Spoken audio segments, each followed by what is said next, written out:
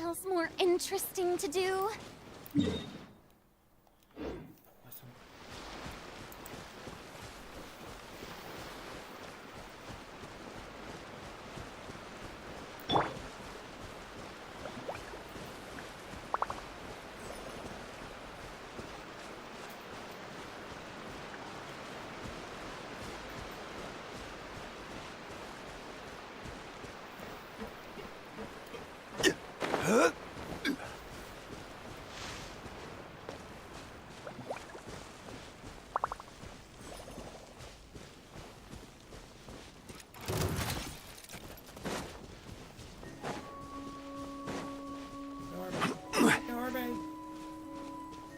Oh, I do have to go to it. Okay, I do have to go to Boston.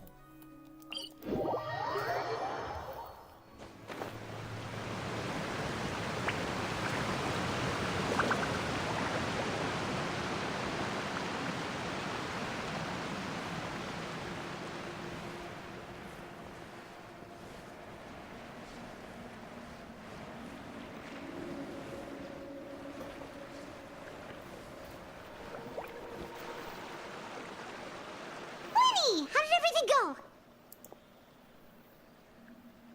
Well, long story short, we ran into a small issue. Yeah, because she's a ghost. Everything was fine at first. She followed me up to the surface just like I told her.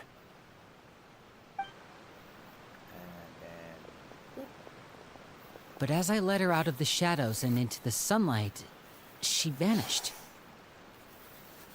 I turned around and there she was, standing at the edge of the shadows, silently watching me. Change can only exist in darkness.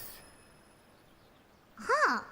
Maybe she's afraid of sunlight, or...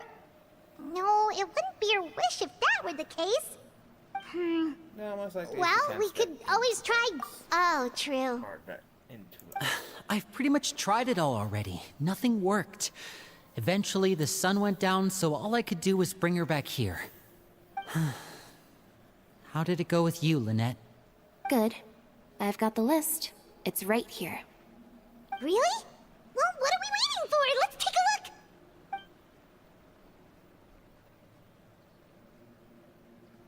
Oh, that's a lot of pages. Oh, it's gonna take forever to get through it all. We can each take a section. Here. La Pouillade, L'Endroit, Chambert, Horaire.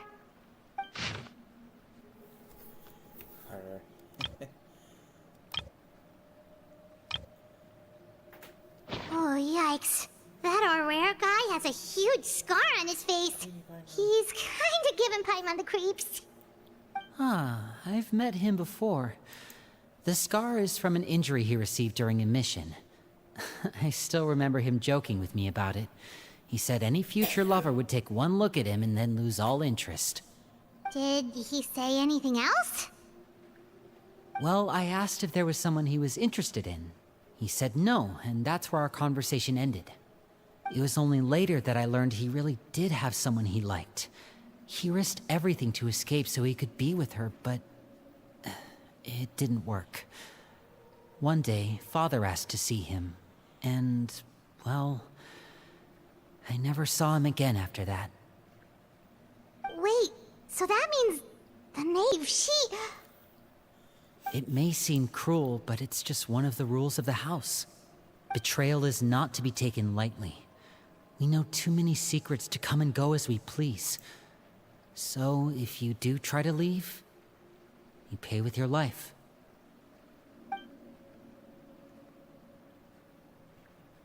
Her name's not here, huh? Well, that's not too surprising. It doesn't seem like this list is complete. It only contains records dating back around 5 years. Let's shift our attention then. Fremine, were you able to find anything out? Fremine. Sorry. I was thinking about something. I managed to talk to quite a few people, but I couldn't help but notice that the atmosphere in the house was a little... strange. strange. Strange. Yeah, I mean, I know there have been arguments in the past, times when people haven't gotten along. Chaplot and Filiol are a good example of that. Oh, those are two of the people that we met while delivering supplies.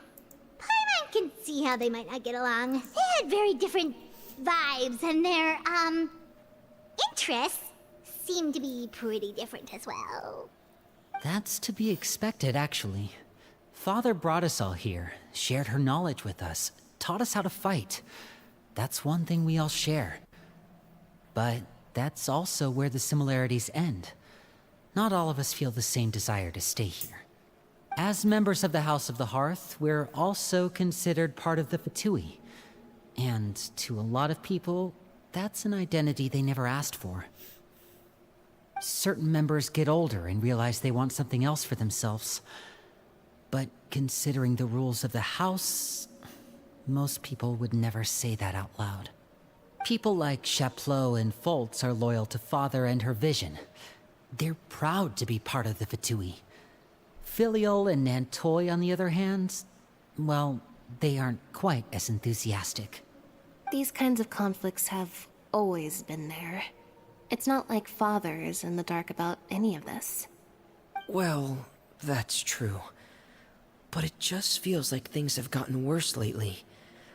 Filiol and the others, it seemed like they were meeting in secret to talk about something.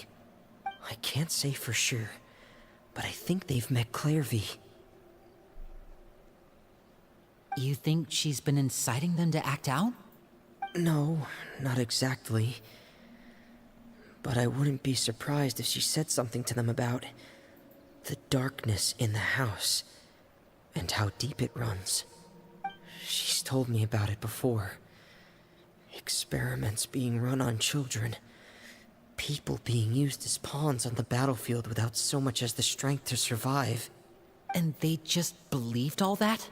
Without any evidence? Clairvy's words probably gave them the excuse they were looking for. Whether they actually believe them to be true is secondary. This is all because of Project Stuja, isn't it? Whoa. Hold on a second. What's this Project Stuja all about, huh? This is the second time it's come up now. Sorry, but I'm not sure of the details either. I only know what Father has told us, which is that it's something the Rooster and Regrader have been working on together. Apparently, it has to do with the Fatui's strategic plan for the future. Because the House of the Hearth was so successful in obtaining the Gnosis, we now have the honor of playing a key role in Project Stuja. Wait, but isn't that a good thing? Key role is just another way of saying dangerous role. To us, the whole thing is an inconvenience. Father thinks so too, but she's in no position to refuse. Their plan isn't exactly unreasonable, and they've been funneling the house a lot of funding. It's just that we'll lose a lot of members in the process. Participating in the plan, it's an honor in name only. What they're really trying to do is subdue us. The existence of an intelligence organization outside their control makes them feel uneasy.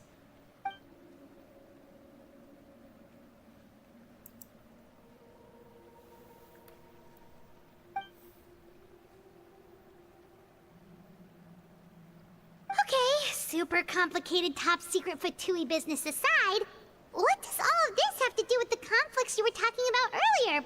Paimon doesn't get the connection. External pressure has a way of exacerbating internal strife. You can't overlook the power of fear either. People are afraid of dying, and that fear is often the impetus for a lot of stupid decisions. I thought resolving the Clairvy situation would make everything go back to normal, but it looks like things are more complicated than I thought. If we leave Filiol and the others to their own devices, sooner or later, Father will be forced to take action.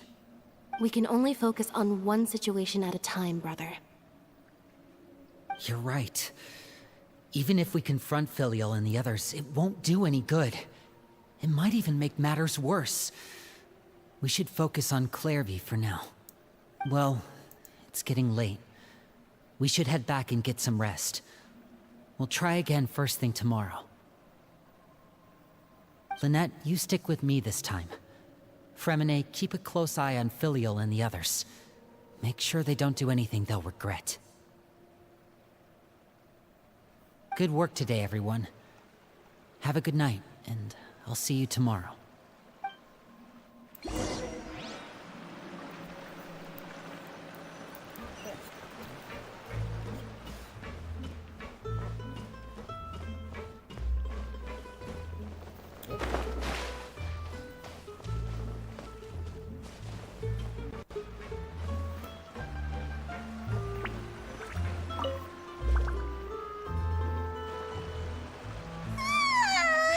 Oh, I'm always looking forward to an early night, but she can't sleep at all. Hey, you don't think the knave will be too angry with Linny and everyone if she finds out about all this, do you? She's even scary when she smiles. If she were to actually get angry... Ooh, you have to protect Paimon if that happens, okay, Traveler? Trust is ever, Traveler. Look! Look over there! Quick! Let's catch up with her before anyone sees!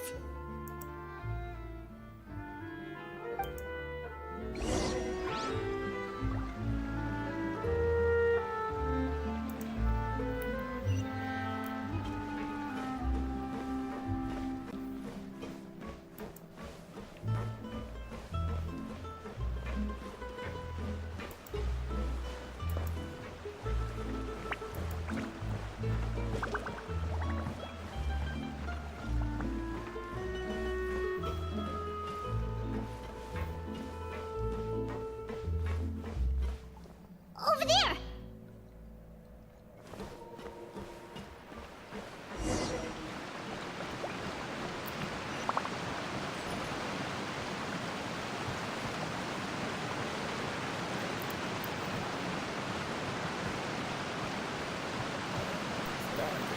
Oh, where is she going?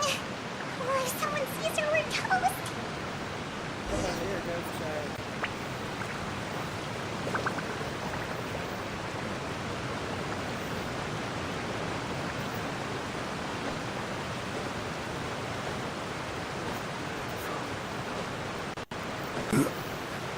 Oh, look!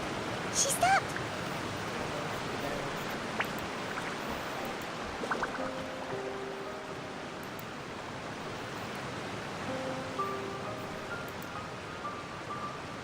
Clearly!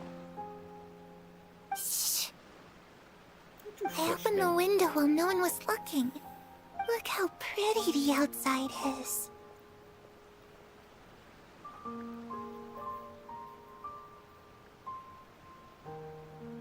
If only I could have more than this. You probably think I'm being silly, huh? All this hopeless resisting. It's better to dream of what I could have than try to make it a reality, right? Please, help us get on the same page here, Clary. We need you to tell us what you know. Can you do that? Sure. Although, after you hear all this, I think you might regret that decision.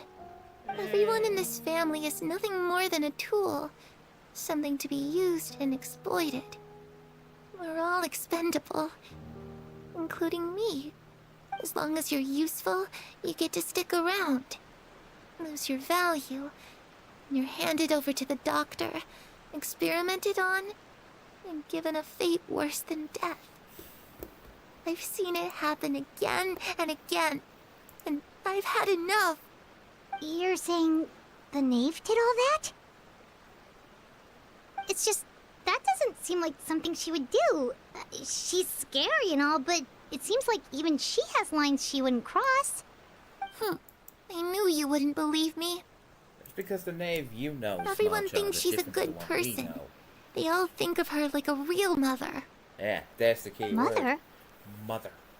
But she doesn't deserve that title. She's disgraced it and tarnished it. And if I had things my way, I'd never see her again. If only Perry were here, she'd understand. Oh, Harry. Harry's here, but There's that name again. yeah. Also, yeah, she grabbed Paimon's you, getting a right? strange feeling. It almost feels like she's not really here with us. Paimon can't tell if she's actually talking to us or if she's... Well, in any case, it seems like she really needs someone to talk to. We should keep her company for a little longer. She looks so young. But it seems like she's been through a lot. It's getting windy. I should close the window. Yeah, you're Ooh, look at the moon. Here. Isn't it pretty? Hey, wanna hear a secret? I heard that if you look up at the night sky in Snezhnaya, you can see the aurora. It's supposed to be super pretty. I'd be Even disappointed prettier if you than the get to moon shed my tonight. aurora. Perry and I promised I'll be each very other that disappointed. once we're older, we're gonna go see it together. But I As can't soon as you find said that, her. the fucking, I'm worried she's also been... cutscene. No, that wouldn't happen to her. Well, the She's news was special. like you were gonna die. Mother likes her a lot. I should really go talk to Mother, but we just fought. She doesn't want to see me, and I'm too scared to face her. What should I do?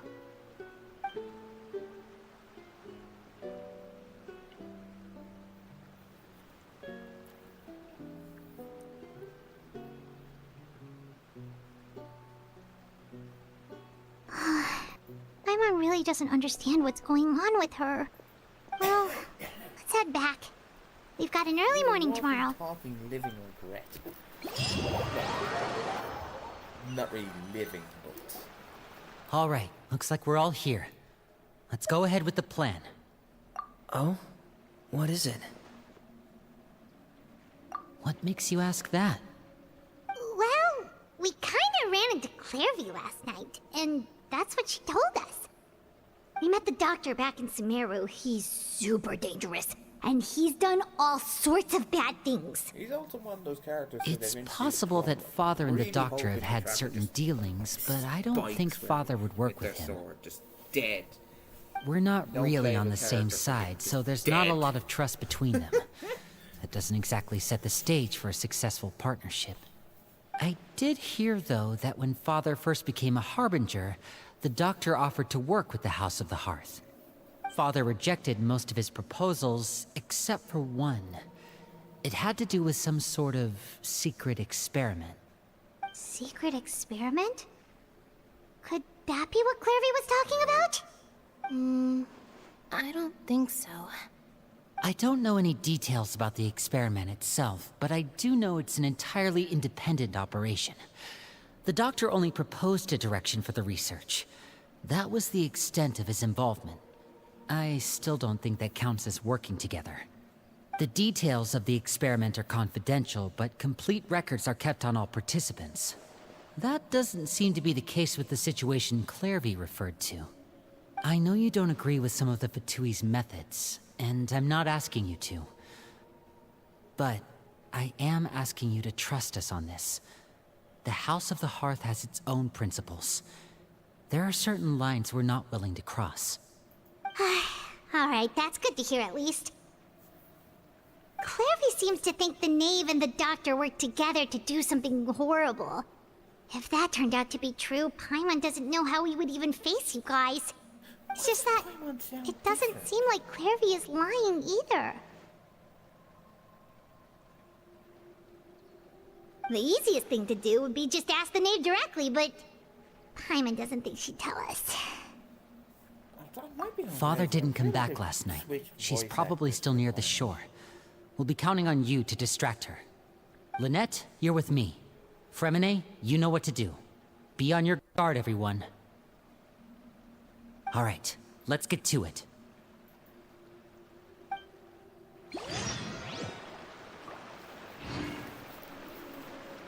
There are two easy ways to solve this. One, just walk up to Arlecchino and ask, do you know someone by this name? Or two, just ask, has there ever been anyone that has a heart referred to as mother? Watch her reaction. That'll solve all your problems.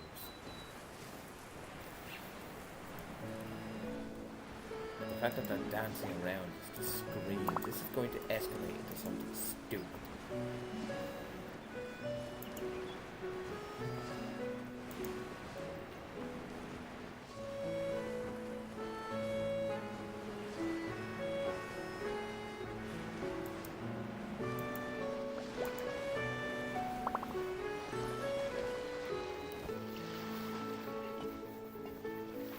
Well, again, terrifying one. Ah, it's you two again. I must say, you look a bit pale. Did you have trouble sleeping last night? A little. Perhaps if you had less on your mind, you'd be able to absolve yourself of such troubles. The traveler. So what are you planning to do now? Catch up on some sleep? Or should I give you some time to rack your brain for a topic to discuss before I ask any questions? Although I must profess to being curious. Without child here, how do you plan on distracting me? Of course he knew we were trying to distract her. Come on. Us? Distract You fucking head you? of an espionage organization. A good one. But no, we were just here for a chat. Looks like you could have used some extra time to think. No matter. If you don't have any other plans, why don't you accompany me somewhere? Don't worry. I'll be sure to steer clear of any scheming children. Again, time on your bed. The ocean breeze is sure nice today. Children always think they can hide things from the grown-ups. But nothing gets past me. Least of all a little scheming. I think I'll let them have at it for a little longer. I can be very patient. Well, I'll leave you to think things over. If you're so inclined, meet me outside the Palais Mermonia. Good things come to children who do as they're told. So I do hope you decide to tag along. If only for your friends' sakes. I like the fact that you refer to the traveler as a child. What should we Very do? The traveler's like fucking 500 years old. She clearly knows about everything we've been doing, and Paimon doesn't think it'd be a stretch to say she was threatening us just now. Be gone, magic pigeon. Oh, good idea. Hopefully he sees it in time. Well, we should probably head to the Palais Mermonia. Paimon doesn't want to find out what happens if we don't show up. Based on what the knave was saying just now, it sure didn't seem like it'd be anything good. Okay, then we probably shouldn't keep her waiting. It seems like Linny and the others are on thin ice, so let's do our best to not get them in any more trouble. That is going to happen. I swear, they have changed Paimon's voice actor. Or Paimon's voice actor is trying something different.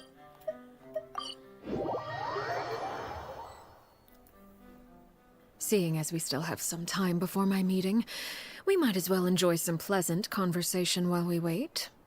I'm glad to see you get along with my children. Being surrounded by good companions is necessary for a child's development. You're not planning on doing anything to them, are you? I assume you're referring to Linny, Lynette, and Fremine. Although, there's that situation with Filial and Nentoy as well.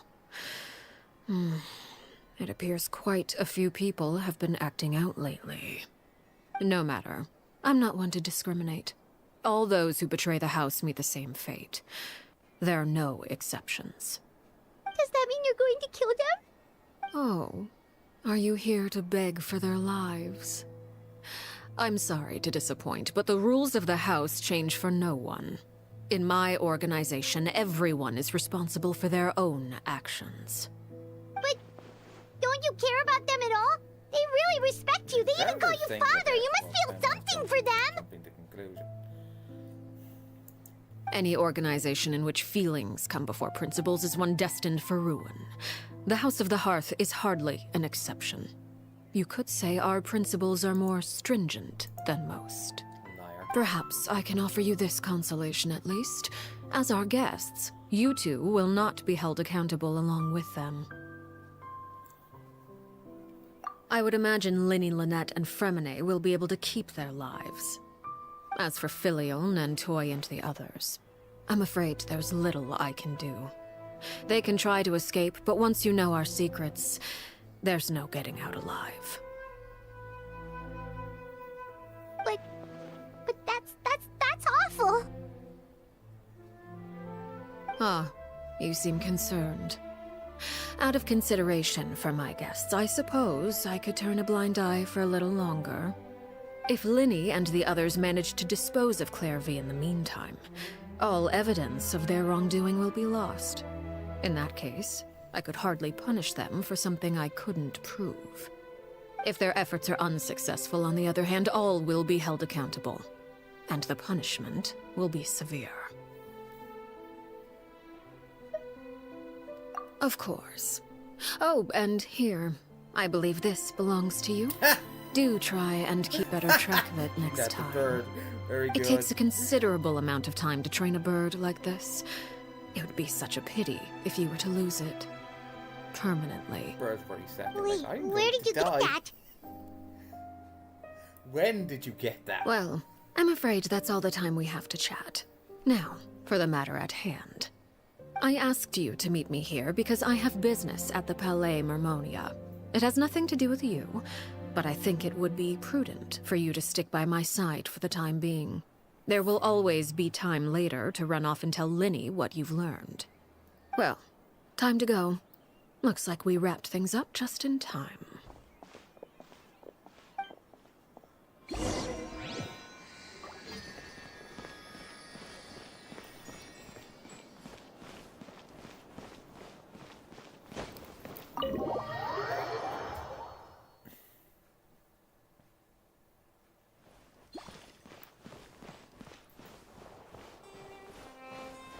Lost to the music.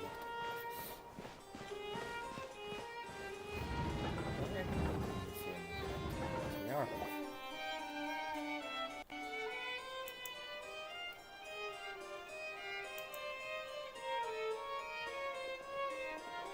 It's been a while, Monsieur Neuvillette. I must say, I wasn't expecting my meeting request to be approved quite so quickly. The Palais Mermonia operates with an efficiency worthy of admiration. It is only right that an esteemed diplomat such as yourself should be afforded the proper level of respect. Although, if I may speak plainly, I must confess that I did not anticipate we would have the occasion to meet again after presenting you with the Gnosis. I see you brought the Traveler and Paimon with you as well. If I may inquire as to the purpose of your visit. I'll be departing Fontaine shortly. There is, however, an outstanding matter that I would like to see resolved before I go. It requires a rather lengthy explanation, I'm afraid. So I took the liberty of explaining everything in this proposal. Please review it at your leisure, Monsieur Neuvillette.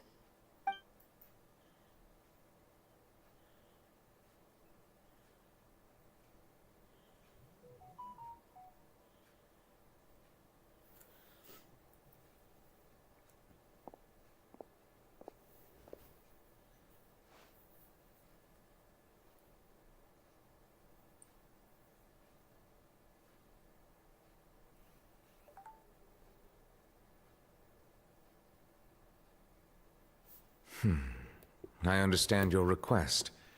However, at the risk of causing offense, I must admit that I fail to see why you would wish for such a thing. I heard you have a certain fondness for water tasting, Monsieur Neuvillette, so allow me to use water as an analogy. A family is like a large body of water with countless rivers flowing in and out. As someone who watches over this system, I would hope that each river that flows from the source will eventually reach the ocean. Of course, objectively speaking, I know this is impossible. Most of the rivers will dry up along the way, disappearing into the ground and leaving nothing but a barren riverbed behind. Not all rivers are destined to reach the ocean, but I would not see their existence rendered meaningless. I believe the water that flows within them is simply meant for a different destination, like a field in need of irrigation. Or perhaps the glass of a certain water-tasting enthusiast. Did you get any of that, Traveler? Your words paint an optimistic picture indeed. Allow me to remind you, however, few among us are willing to sip from a glass filled with tainted water. It may have been tainted at one point in time, but not to worry. I'll make sure it's drained of all impurities and returned to its cleanest form.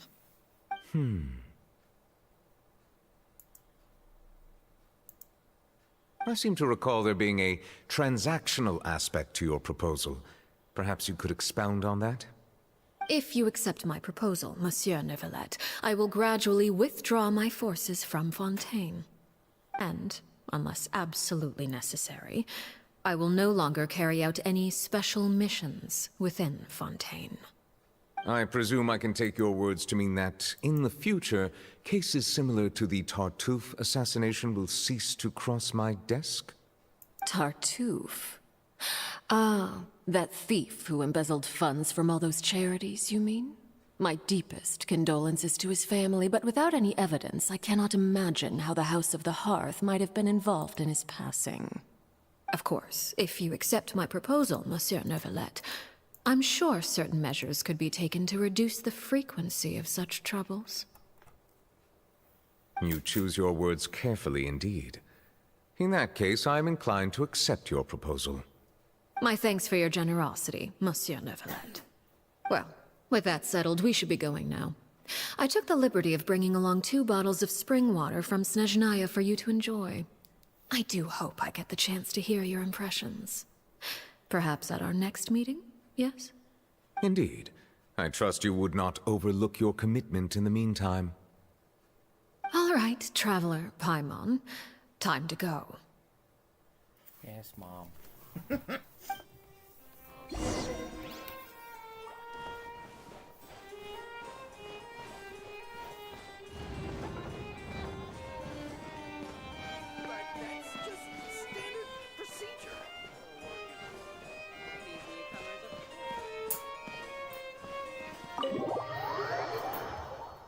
Keep on press X. Star Rail ruined me. So, what exactly were you talking about back there? Paimon only heard you mention some rivers, a large body of water, and then some kind of irrigation scheme. You really want to know? I would imagine there might be more pressing concerns at the moment. Winnie, Paimon really hopes everything's going okay.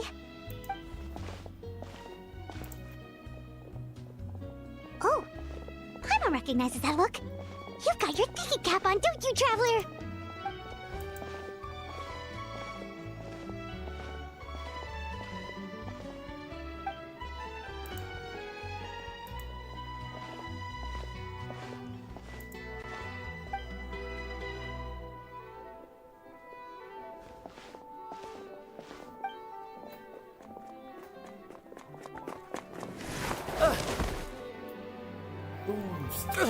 Who dares? Oh, shoot. Are you all right?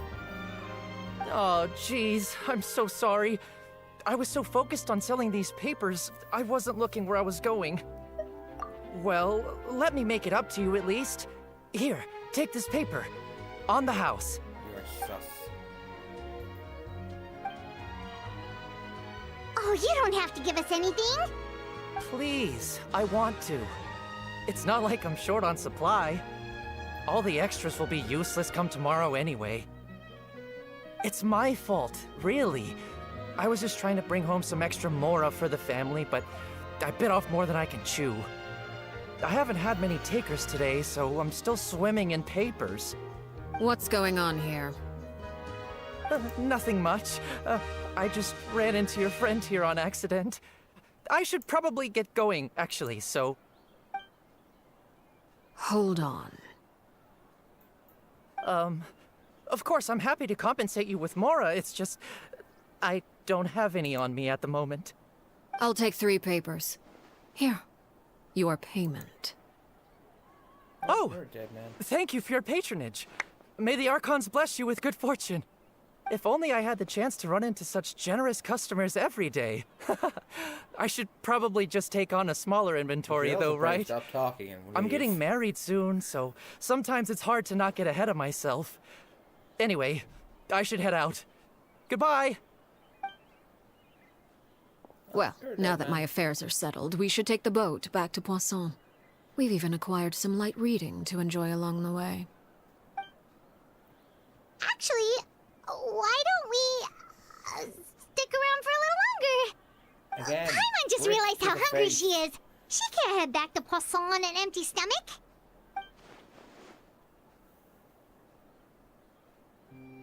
It appears you two are under the impression that delaying our return will somehow alter the situation in your favor. I'm sorry to ruin your fantasy, but your efforts are meaningless. That being said, I could be persuaded to give Linny some extra time. I just have one condition. If you agree to my request, I'll even answer some of your questions. You're quite curious about Clairvy, are you not? And my relationship to her. Wait, why are you being so generous all of a sudden? You're not gonna ask us to do something bad, are you? You overestimate yourself. You don't have the talent for bad things. Then what can you possibly... The most important consideration in a negotiation is that both sides receive something they want. Demands and threats only get you so far. Wonderful. Here it is. When the time comes, make the choice that you deem most appropriate in the situation, and lend your help to the House of the Hearth. Okay, sounds normal enough. But what do you mean, when the time comes? I know what that When is means. that supposed to Okay. be? That is for you to decide. Yeah, fair. Then we have a deal. Follow me.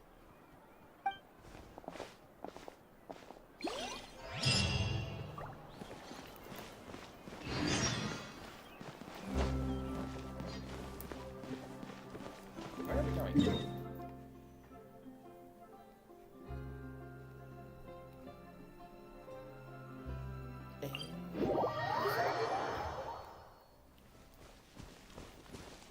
Going to the ruins of the old house.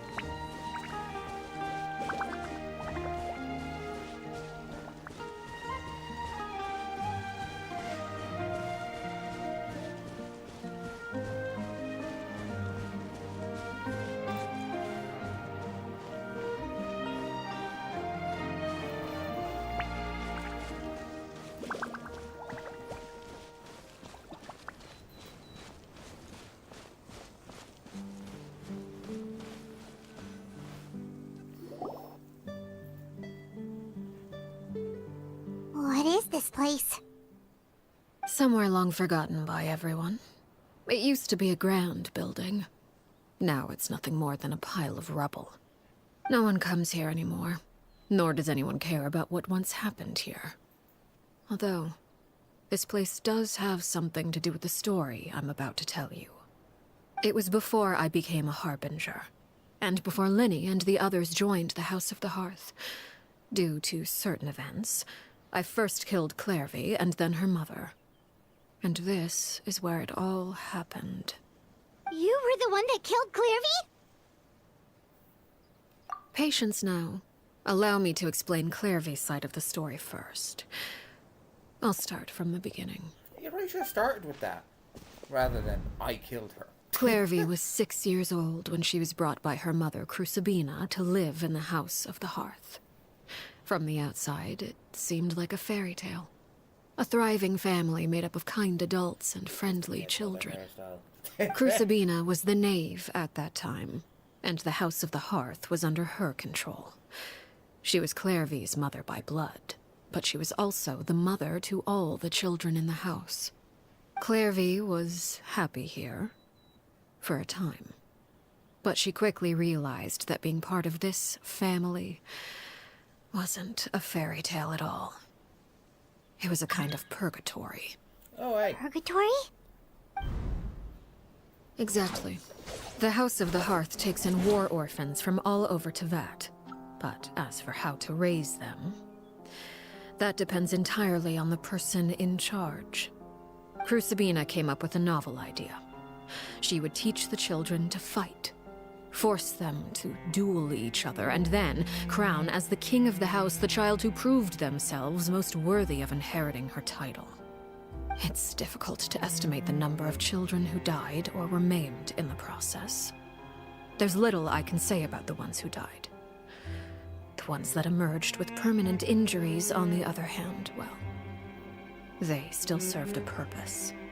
They would be handed over to the doctor to be experimented on, or sent away on dangerous missions. Nothing more than tools to be used and then discarded. So those were the experiments Clairvy was talking about. But what actually happened to her? You said that Clairvy was Crucibina's daughter, so if Clairvy tried to convince her to stop what she was doing, Crucibina probably would have listened, right? Despite being Clairvy's mother, Crucibina cared little for her daughter. She forced Clairvy to join the House of the Hearth only as a means to demonstrate her own impartiality as a mother, to prove that she treated all her children equally. Clairvy did try to convince her mother to change her ways, but it was to no avail. After her efforts failed, the only other option was to rise up and try to fight back. Unfortunately, the other children had already been thoroughly indoctrinated into the illusion of happiness Crucibina had created. Of course, there was one exception. Someone Clairvy's age who knew the truth about the House of the Hearth. Her name was Peruere. Peruere? Wait, the friend that Clairvy mentioned? Friend, huh? I suppose we can call her that for now. Clairvy was a cheerful and passionate person with a tenacious spirit. Peruere, on the other hand, was rather cold-blooded. Her cold-blooded nature allowed her to see through Crucibina's facade. Yet, it was also this cold-bloodedness that prevented her from acting against it. At least at first. While Clairvy longed for freedom, Peruere was convinced that, amid all the fighting and violence, she would make it until the end. Despite their differences, the two became fast friends, united by their knowledge of the truth. Clairvy told Peruere that she hoped to create a real family, where no one would be killed or sacrificed. There may have been a certain naivete to her ideas, but Clairvy proved her determination many times over. She tried countless times to run away, ask for help, or expose the truth. But her efforts only earned her beating after beating. The only thing that kept her going was her strength of will. Even with her body racked with pain, she would still stand on her tiptoes and open the window at night. She and Peruere would look out at the moon together, a fierce longing for freedom shining in her eyes. But one day, that light simply vanished. Oh no. What happened? Her hopelessness resulted from a culmination of things. 10 years had passed. 10 years worth of failure after failure. She and Peruere weren't children anymore, but finding any chance to escape still seemed as hopeless as ever. It was during this time that Peruere suggested a new plan. If escaping was out of the question, why not take down the very person sitting on top of this throne of lies? Mother herself. Clairvy rejected that proposal. She claimed that, as a famous harbinger, Crucibina possessed an unimaginable amount of power. Trying to kill her would have an incredibly low chance of success. Clairvy never gave another reason, but Peruere could see it written all over her face. Clairvy still thought of Crucibina as her mother. Killing her own flesh and blood was a line she couldn't bring herself to cross. If she couldn't escape and fight back, then only one option remained. Death. Precisely. Death was the only way that she felt she could be free. It happened during a duel. When she arrived at the dueling ring that day, her partner turned out to be none other than Peruere, the very person that had stood by her side all those years. It was a fierce battle. But ultimately, Clairvy decided to let Peruere end her life. From that moment on, Paraware's journey was one written in flames. When the rain finally came and washed it all away, there she stood, the sole victor in Mother's endless game of slaughter. A trail of corpses strewn across her path to success. It was the very result she had predicted 10 years prior. Even then, she believed she would make it until the end. She wasn't surprised by the fact that she emerged as Mother's undisputed heir. Rather, her success left her with an inexplicable sense of restlessness. She was unsettled. And there was only one thing that could quell that sensation. Perhaps you'd... Crucibina, you mean? But... Correct. This is the place where Paraware killed her best friend. A mere year later, this is also the place where she fought tooth and nail to kill the mother they shared. The moment she acted, any conception of what was right or wrong ceased to matter. It's one of the principles of the house. Only those who survive get to write the rules. Paraware won the battle, and became a harbinger herself. After which Her Majesty, the Tsaritsa, bestowed upon her a new name. Arlecchino. So the Perry Clairvy was talking about... It was you all along. You're Paraware. Arlecchino is just a name you got later. I left that name behind long ago. I must say, hearing it now does bring back memories. After I defeated Crucibina, the moniker of Mother died with her. I chose to forego the title she called herself, and even chose to give up my own name. I rebuilt the House of the Hearth under a new identity. Not only as Arlecchino, but as father. And that is where the story ends. Any more questions? Yeah. Based on what you just told us, Clairvy wasn't a little kid when she was killed. So the Clairvy we met...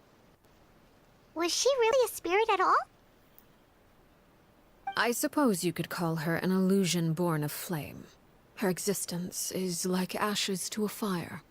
Something left over in the wake of blaze and ruin. You see, a certain power runs through my veins. It's not unlike a curse. My flames leave behind shadows of anything they consume. Of course, the chances of those shadows morphing into a sentient entity are exceedingly slim.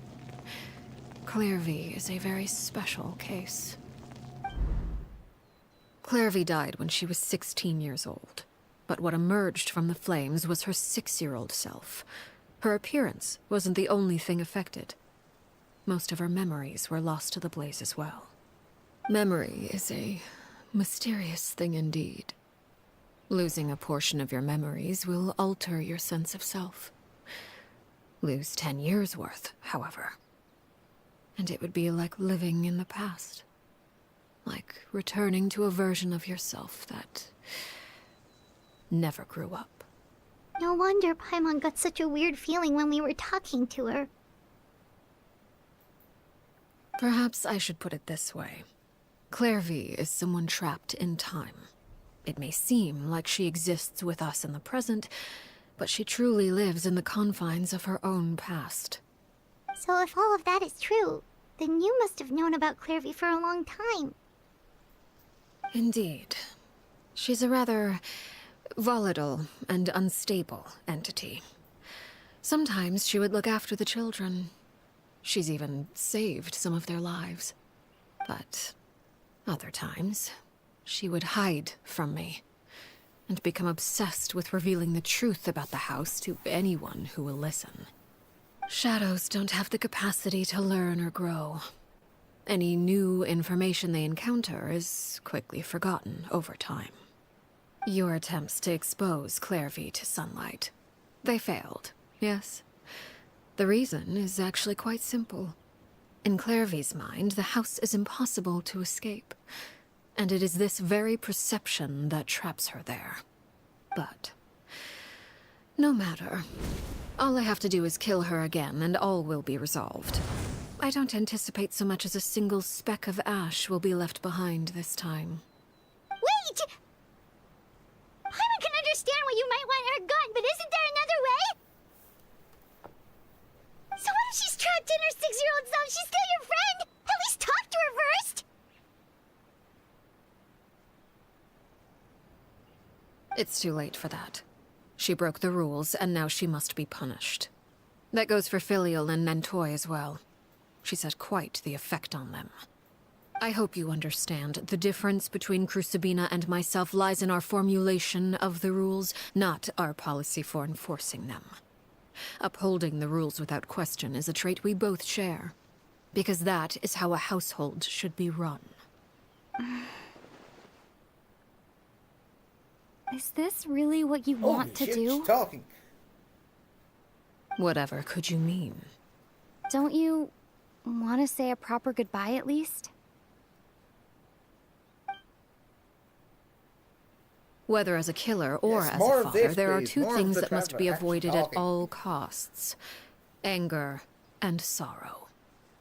Anger makes you impulsive. Sorrow causes you to waver. Well, That it appears genuinely it's about actually time to took me by proceed. surprise. I was not Before we expecting arrived, I told some of my well-behaved children to bring our troublemakers here by nightfall. I do believe I've kept my end of the deal. I gave your friends quite a bit more time.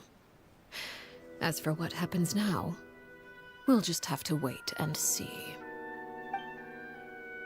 Yay! We're dealing with another emotionally stunted super being. Here they are, Father. Ah, you gonna execute him? Seeing something like that would actually be a first for me. Lenny! She's stood right there. How did she get here? I'm sorry. Did she try? I heard about Did how she you hide helped in buy us someone's more shadow? time. What the fuck? How is she here? I still failed. I couldn't find a way to fulfill her wish. Huh? Are you... Perry?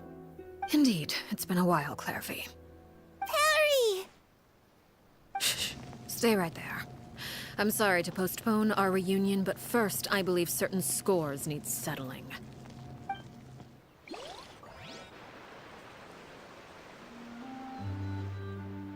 Father, let me explain. Out of my way. Father! You chose to conceal a threat to the house. And for that, you must be punished. Overall, however, I suppose your wrongdoing is hardly the most egregious of the bunch, so I'll deal with your punishments later. As for right now, the more pressing concerns are the traitors among us. By traitors? Do you mean us? Father, let me explain. We didn't mean to... Fultz, why don't you share what you heard? Yes, Father. Secret Midnight Meeting number 3. Participants, Filial, Nantoy, Sato, Toddy. Nantoy clearly said, if only Father wasn't the one who took us in. Sato added, I'm sick of this life. I just want to live as a normal person. Filial was the worst of them all. She called us crazies and said a bunch of mean things about Father. I did not! To be fair, You're you are lying! crazy. Fultz is trying to frame us! Like, I'm sorry. It's not like but to I'm be the only one who heard those you have things. to have a few After that, you and Toddy and a bunch of other people started talking about Clairvy. You were using all those things Clairvy brought up as an excuse to question Father. We're birds locked in a cage. The only way out is to destroy it. That's what you said, wasn't it? You little... You just want me gone, don't you? What did I ever do to you, huh? And you, Sheplo, have you forgotten who stood by your sickbed, watched over you, and changed your dressings? Come on, let's hear it then. What's your reason for all this?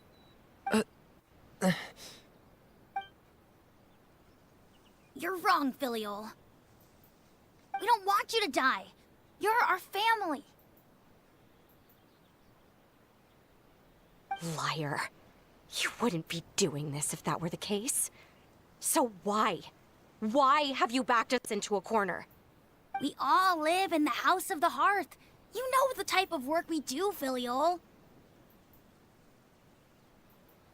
A single betrayal can cost dozens of us our lives. It's not like it's never happened before. That kind of thing is hard to forget. That's why the House of the Hearth cannot tolerate any form of betrayal. Ever since we came to Poisson, you've had 7 secret meetings. A lot of the things you talked about really crossed the line. You've been spying on us for half a month? Wait a second. Now that I think about it, the move to Poisson was just a way to make it easier to spy on us, wasn't it?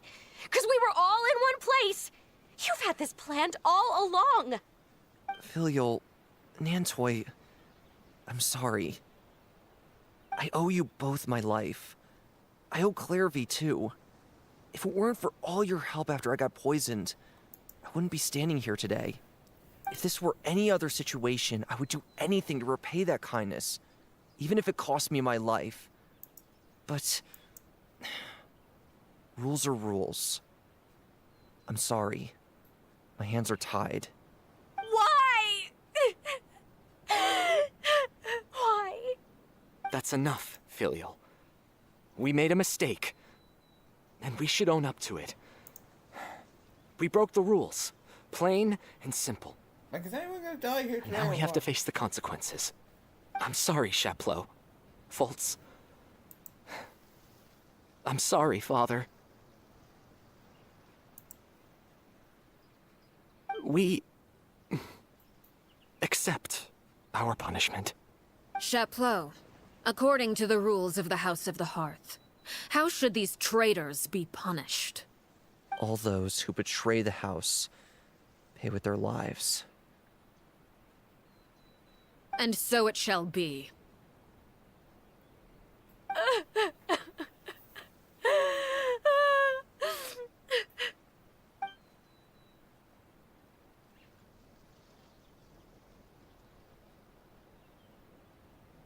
Father, please wait! Something you want to say, Linny? Please reconsider, Father. What Filial and the others did, does it really count as betrayal? We all come from broken families. From the very first day we joined the House of the Hearth, we wanted nothing more than to make it a real home.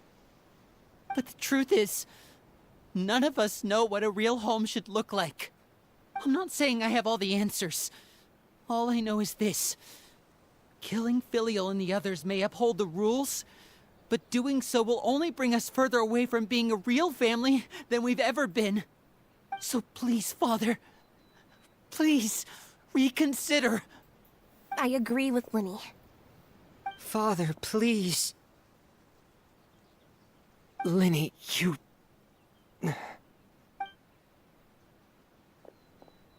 I also agree with Linny.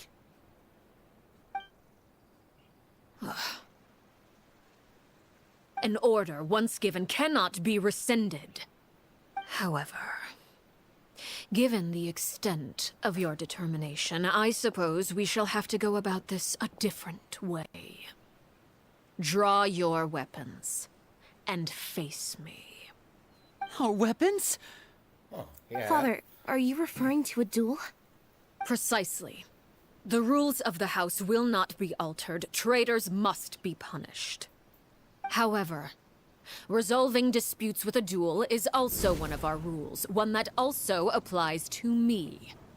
Demonstrate a sufficient showing of strength, and I shall offer a concession. Wait. Bede. No. Father, She didn't say duel? She just said Impossible. show her. Father is way too strong, No, nowhere in even her for sentence Linny. did it say beat her.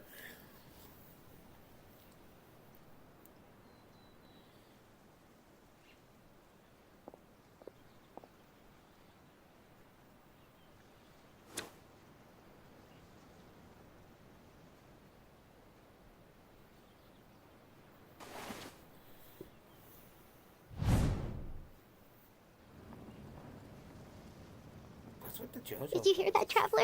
Letting the others have to duel the knave. What should we do? Can they really win something like that? If they lose, those people from the house are really gonna be executed. Hey, are you listening? Shush you.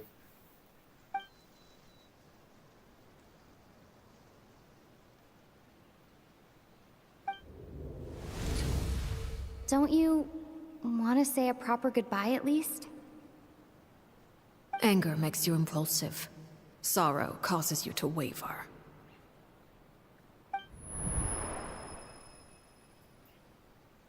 No, she didn't answer your question.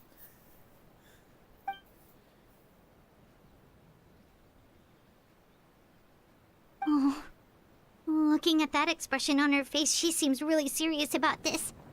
Guess that means there's no chance she's throwing the duel on purpose, huh?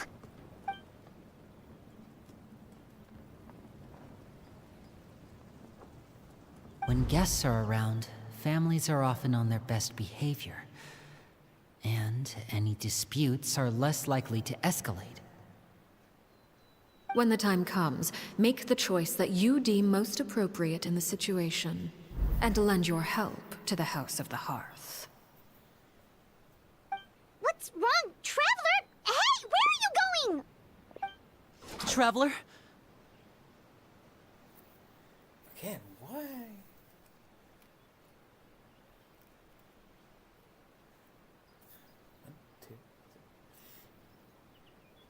Okay, no, technically outside of everyone's aware, we've only met 4 harvesters, not 5. So that's actually a factual statement. You're Although, asking again, to join the duel despise against the fact that knave? We already have that stupid iron sword. I'll allow it. We do have a ready-made dueling ring at our disposal, after all. All I would advise is this. Keep a firm grasp on your weapon, and give it your all. Any less, and you may just lose your life. So it begins. Tweet harbinger.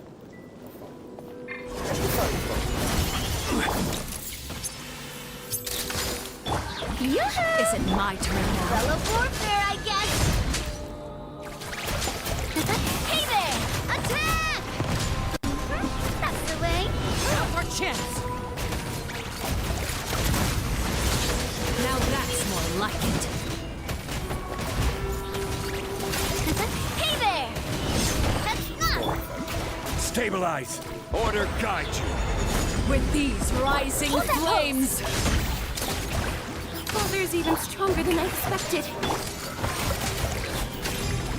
With the fall of darkness, destruction shall rise! Well, with fun. Have a taste of purgatory.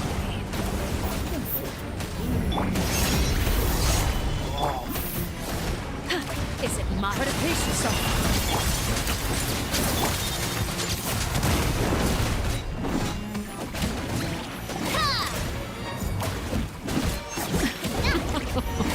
Look at you. Trapped like a bunch of helpless animals. Is it now's our chance?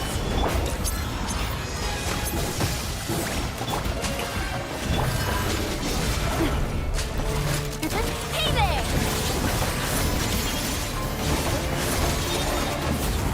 I must do my duty. This one's Is got it my your turn name now? on it. Over here. You've proven to be a worthy opponent after all. Feeling lucky? A proper send-off from Destina with love. Spare your energy. Running is of... Okay, cool.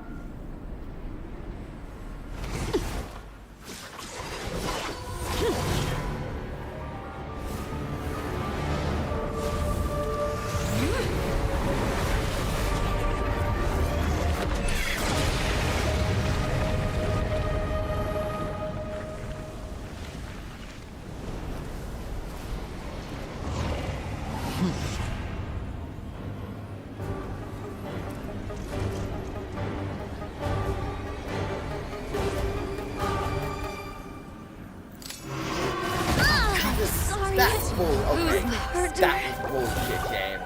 That was actual I will have order. You can't just have her Say cheese! Breaking news! Shower me with praise! This one's got your name on it! Hiya! Where'd that come from? Now's our chance! Over here! Let's see how strong your resolve truly is. I guess I'm... Who's next?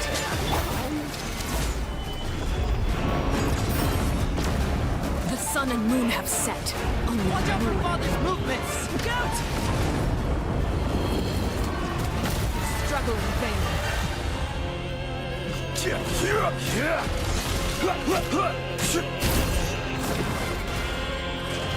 Solidify! Now's our chance! Over here!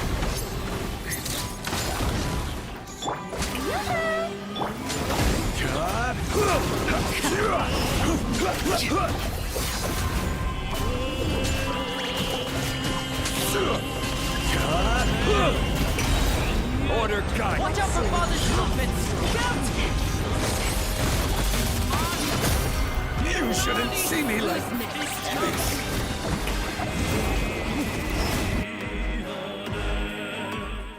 Okay, fine.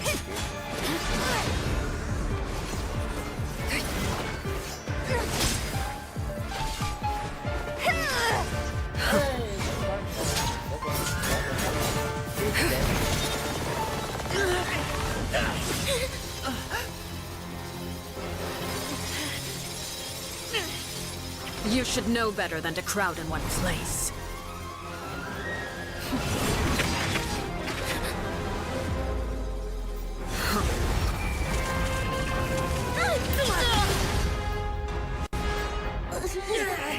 Oh, I know.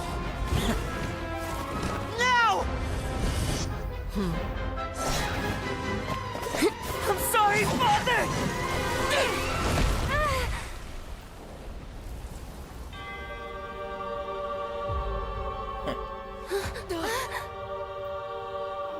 Sorry for what? This pitiful excuse for an attack.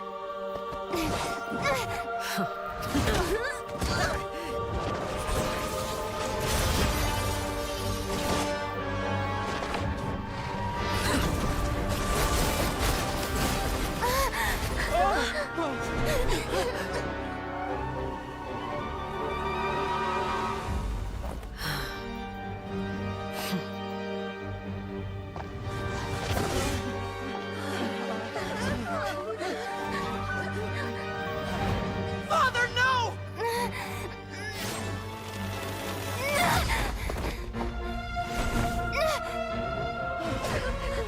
Made it out, did you? You're stronger than I expected.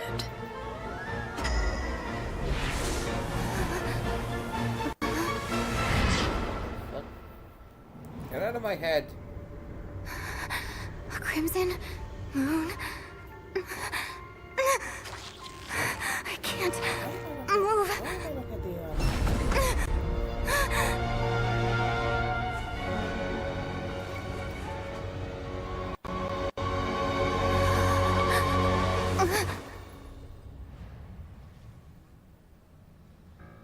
Still, not strong enough to beat me.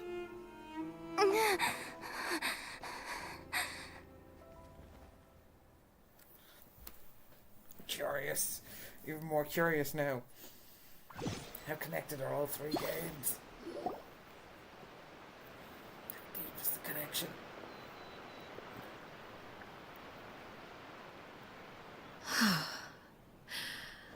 I believe we can end things here.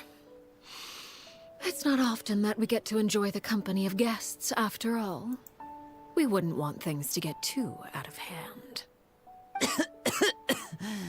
Brother, are you all right? Lenny, Ah, he's fine. Given that I am the victor of this duel, as agreed, the punishment stands. No! I never thought things would end like this. However, Everyone involved in the duel demonstrated a remarkable level of strength and determination. In light of this, I'm prepared to change the method of execution. Elwar, the bottled flames I gave you for safekeeping. Do you still have them? Yes? I wasn't sure what they were for, but I've kept them super safe. I didn't lose a single one. Wonderful. Then, in just a moment, I'll have you administer them. Bottled flames? Indeed. They're the product of a secret experiment. Under certain special circumstances, flames can be extracted from my person and preserved. Once ingested, searing pain will spread across every inch of your body. No harm will come to you physically, but your memories will be burned away. If you can withstand the pain. When you awake, you'll have forgotten everything you know about the House of the Hearth, and will be expelled from the organization. In other words, administering this concoction will kill the version of you that grew up in the house, and give you a new identity.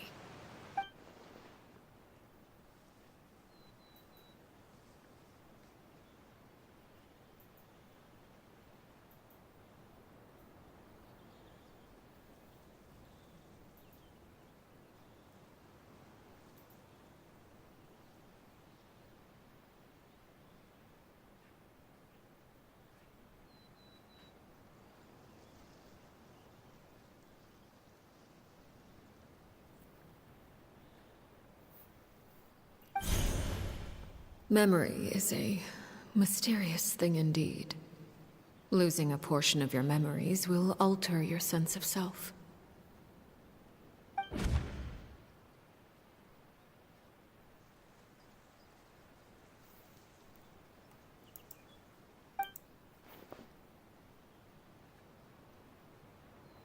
So, you're just letting us go, Father? Oh, no, not yet. You misunderstand. Memories are extremely important. Once consumed by flame, the version of you standing before me will die, and our secrets will die with you. So no, I don't intend to just let you go, because the person who survives will be nothing but a stranger. Even so, I won't have to live in fear anymore. I'm sorry, Father. I'm sorry I let you down. But I really... Don't cry, Filial. You haven't left the house yet, so there are still rules to be followed, yes? Remember what I taught you. Anger makes you impulsive, sorrow causes you to waver. Don't let yourself be controlled by your emotions. Of course. I'll remember. Dry your tears, and go pursue the life you really want. Yes, Father. Chaplot, Foltz, Elwar. Take them back to Poisson. And bring Linny and the others as well. I prepared 3 extra vials of bottled flames. As for whether to take them, the choice is yours. Goodbye, children. The next time we meet, I will no longer be your father. Thank you for all you've done for the house. I hope you have bright futures ahead of you.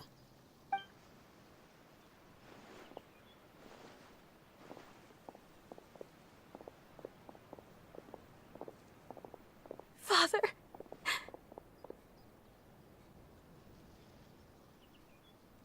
Let's go. Alright, show's over. Well, not really. Here, grab my arm, Linny. I'll help you walk back. There's still one thing Thank you.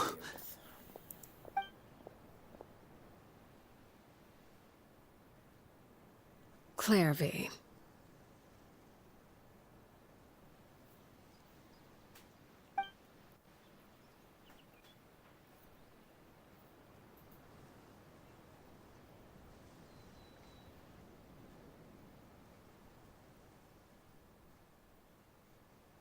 Can we talk now? I've been waiting for a super long time. You really are Perry, aren't you? I haven't seen you in so long. How come you're all grown up? Wait, did I somehow travel to the future on accident? Or am I dreaming? What a long dream. Neither. You died, Clairvy. That's what happened. You could have at least sugarcoated it a little. Look, she's done speechless. Oh. Okay then. Huh? That's it? You accepted it just like that? Yep. If that's what Perry says happened, then I believe her. Perry wouldn't lie to me. Plus, I don't really need to know why I'm like this. I'm more curious about what happens in the future. If you're a harbinger now, Perry, that means Mother is gone, isn't she? Can you tell me about it? I want to know what happened to her. And to me. You never stopped trying to defy fate. At first, no one believed you. You could only vent your frustrations to the moon. In fact, you often sought comfort in the night sky. You wanted to see the aurora, so one night we promised each other we would go to Snezhnaya to see it together. Later on, you tried to run away, but you were brought back each time. Mother spared your life, but it wasn't out of kindness. Instead, she decided to make an example of you by slowly torturing you over time. That way, the other children would know what happens to traitors. Still, you never gave up. Mother hoped that through ruthless duel after ruthless duel, she would be able to crown an ultimate victor among the children she raised. But you called on everyone to unite, to fight to a draw in order to reduce casualties. Your efforts may have only delayed the inevitable, but still. You gave them hope. You tried everything you could think of, but every attempt ended in failure. Still, you never turned your sword on Crucibina, and you never turned it on me. On that gloomy day, you told me, "For the last 16 years of my life, I've done everything I can to fight for freedom. But now, I realize that the only freedom I truly possess is the freedom to choose to die." I never imagined I would say something like that. I must have been feeling really worn down. But somehow, I still think I understand. According to Mother's plan, only one of us was going to make it until the end. And I always hoped that person would be you. If I could do it all over again, I still don't think I would make a different choice. Even when I first met you, I knew you'd be able to do what I couldn't. Is that so? Even now, I'm not sure I truly understand what kind of freedom you were trying to pursue. But as the head of the House of the Hearth, and as the children's father, I've tried to give them the most basic of freedoms. The freedom to choose their own fate. It's something I discussed with the Eudex of Fontaine. The children who want to leave the house will have their memories wiped clean of all secrets pertaining to the organization.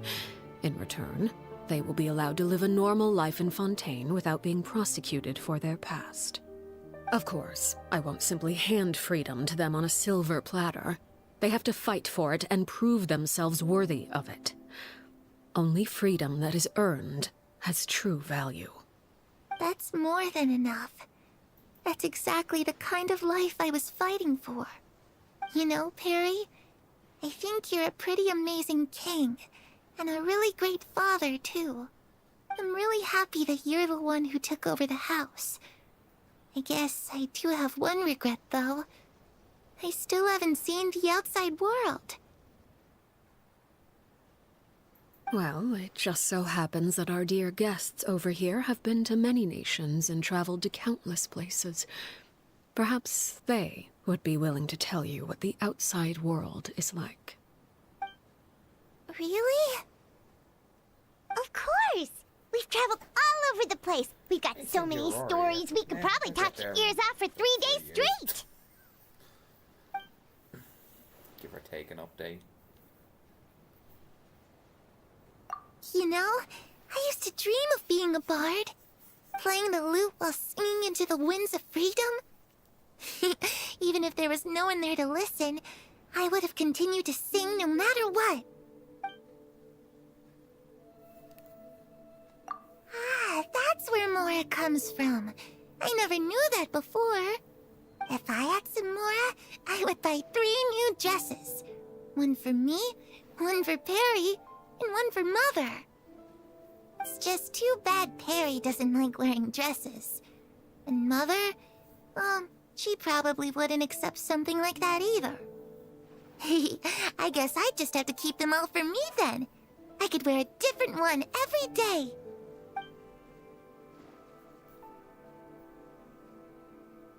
Those yokai you mentioned, what do they look like? I once saw a drawing of this one guy with horns on his head and a super scary face. Are there any yokai like that? Yeah, he's an idiot. Oh, sounds like you're talking about an Oni. Yep, we've met one, and let Paimon tell you, they're not nearly as scary as they look. I was always too afraid to skip Mother's fighting lessons. But at the academia, I bet you could do all sorts of secret things in class. Things that have nothing to do with studying. I'm just kidding. Being able to study whatever you want without having to fear for your life actually sounds pretty great.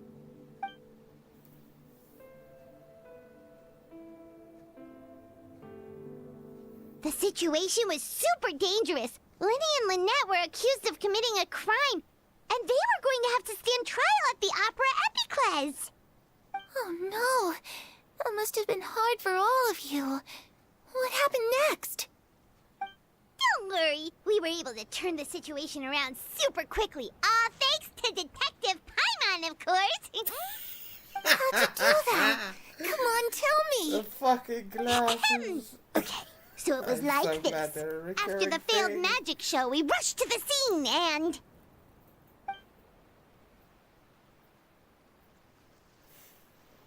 I'm so glad those glasses are a recurring thing. They're the best. The best. Like, what will happen when the sun comes up? She's just gonna... puff Shadows it don't have the capacity to learn or grow.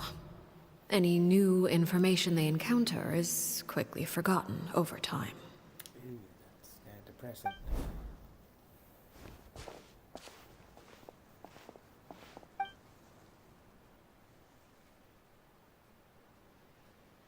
Yeah, so she's probably gonna fade away in the...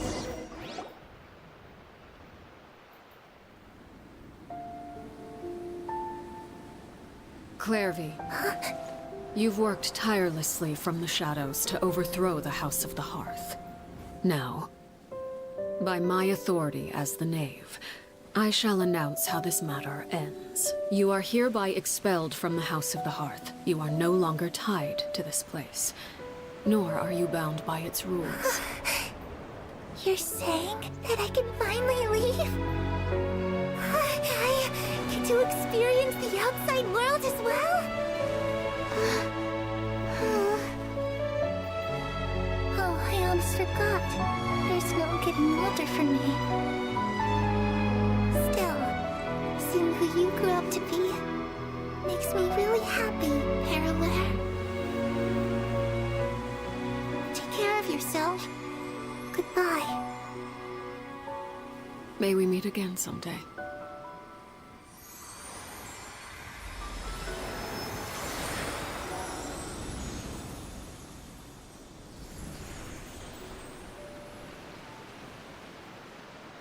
Clairvy. She left so soon. Paimon didn't even get to finish her story. Get me that time. I also have certain sentiments left unsaid. I wanted to tell her that the aurora I saw in Snezhnaya was just as beautiful as the ones in the pictures. But a shadow's memories reset at dawn. Had we delayed any longer, we wouldn't have had the time to say goodbye. Whatever regrets may linger, let them be lost to the coming of a new day. Father? It's Linny! Hey, Linny!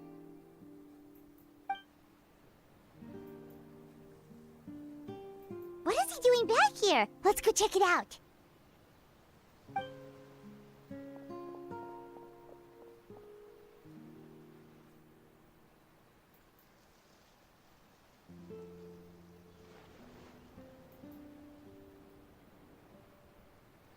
Father, the bottled flames have been administered. Filio and the others have left the house. And you? What have you decided? Thank you for giving us that choice, Father. But we never wanted to leave the house. It's the only home we've ever known. Lynette and Fremine feel the same way. They're recuperating back at the Hotel Bouffe Tété. But I decided to come back and tell you where we stood. I'm sure you're well aware of the expectations I have for you. I want you to follow in my footsteps and become the next king of the house. Yet you seem to have different ideas. I must admit, I'm rather surprised by your decision to stay. There's nothing wrong with choosing to live a quiet life. Leading this organization is a heavy responsibility, one not so easily carried by someone forced onto the throne. I just never understood what you saw in me. What made you believe I was deserving of that throne? You're brave, talented, and, most importantly, you cherish your family. You would do anything to protect them, even if it costs you your life.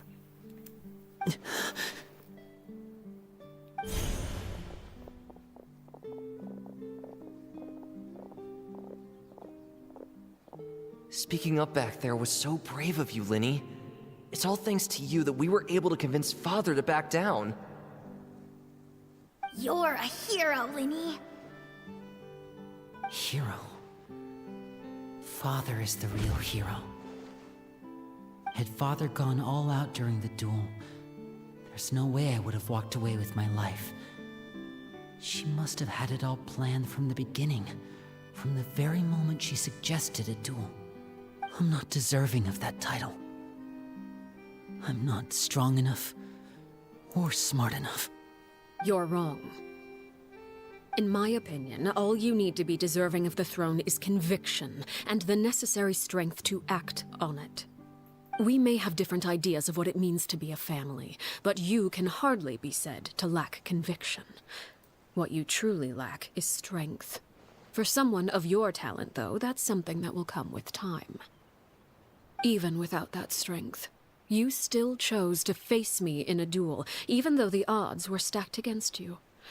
That capacity to honor your convictions is what I truly see in you. Father. No one knows what the future holds, what tragedy or triumph may be in store.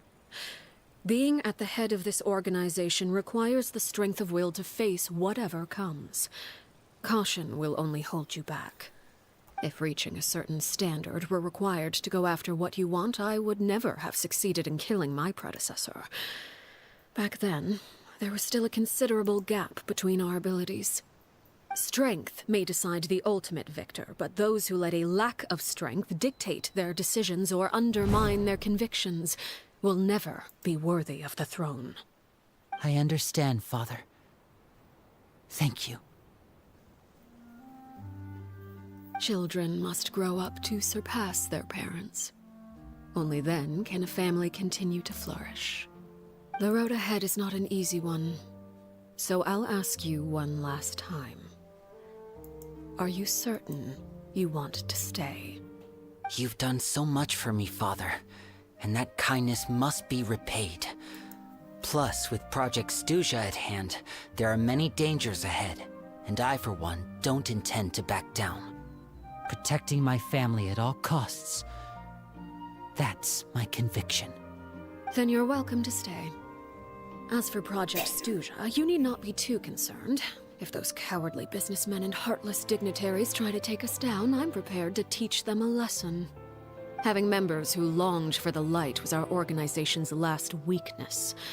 With those members no longer among our ranks, the House of the Hearth is like a spider hiding in the shadows. We need only wait for our prey to come to us.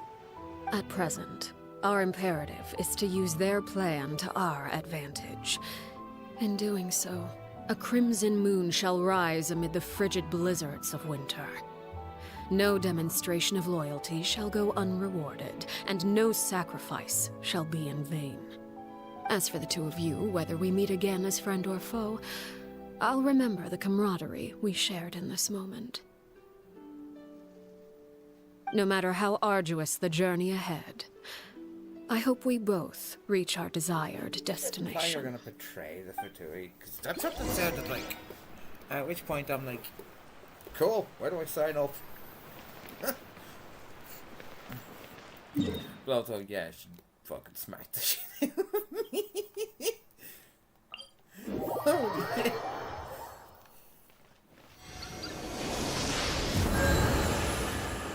Good God, she fucking beat the shit out of me. New area. I should probably go explore that, but I don't want to. Wait 2 days. Okay.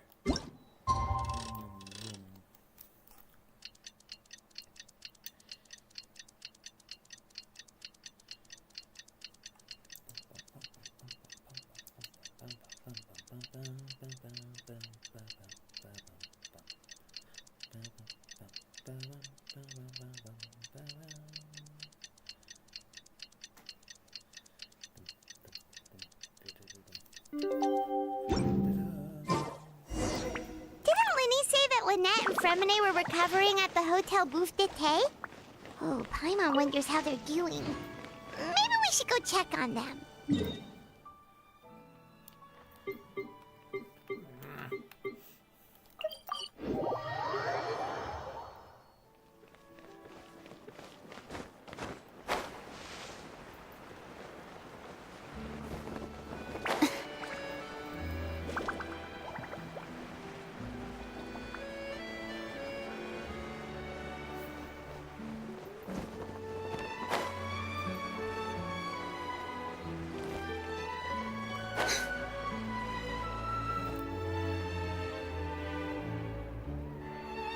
Lynette? Fremine? How are you feeling? Much better. Whew, what a relief! What about you? Are you feeling alright?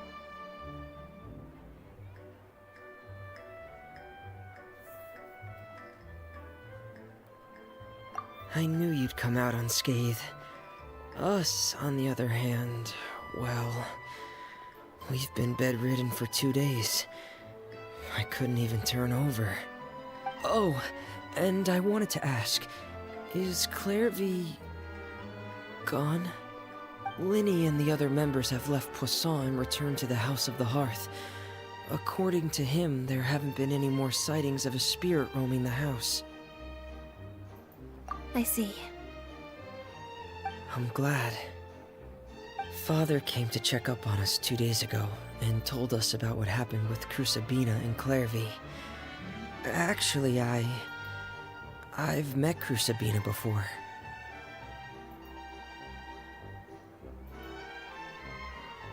Wait, what? You've met the former knave? How old are you? Crusabina died a year after Clairvy. It was during the year between their deaths that I joined the House of the Hearth. Crusabina had an extremely cruel and radical way of doing things. While she was alive, the atmosphere in the house was suffocating. When I joined, though, the experiment she valued so much had already come to an end, and all the people involved, dead and injured alike, were gone. Crusabina never talked about the past with us newcomers. A couple of months after I joined, Father killed Crusabina and burned all her files. With that, the names of all the people subjected to her experiments, Clairvy included, were lost to the flames, along with the painful memories they represented. Father took in Lenny and me a couple months after that, but she never mentioned anything about Crucibina or Clairvy. It really seems like something she was planning to keep to herself. The last time you talked to her, did she mention why she kept it a secret for so long?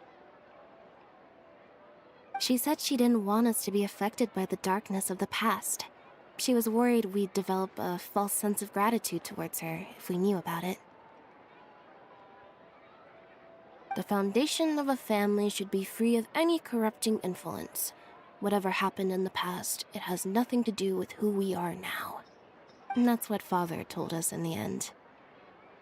But I still thanked her for everything. It was only after hearing about what Crucibina did that I finally realized how insignificant our lives could have been. The members of the house meant nothing to her. To say that she valued them in any way, even just as a tool, would probably be giving her too much credit. If Father hadn't taken over the House of the Hearth, I probably would have already... Father rarely brings up the fact that she saved us. She doesn't believe that being indebted to her should be what ties us together. But even if we didn't owe her anything, we would still choose to stay. Because this is our home. We may have arguments or times when we feel wronged. Some people may even choose to leave. But as long as Father is here, we will always have a home. Whether the path before us is bathed in sunlight or shrouded in shadow, we'll follow Father wherever she chooses to go. So I wanted to say thank you for helping us make it through this crisis. Without your help, we could have lost a lot more along the way. Oh, we didn't do anything, really. Of course. You're welcome anytime. Are Filial and Nantoy okay? I actually saw them at a cafe this morning. They didn't recognize me. From what I could tell, they were drinking coffee and talking about one of the operas that started running recently. They seemed happy. If I had to take a guess, I would say they finally found the kind of life they always wished for.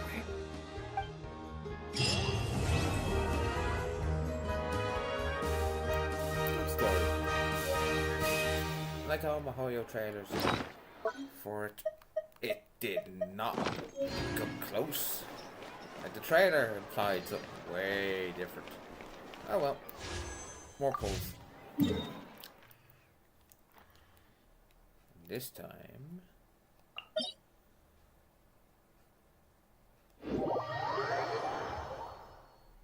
Ah, that's horrifying. That's actually horrifying. Now, where are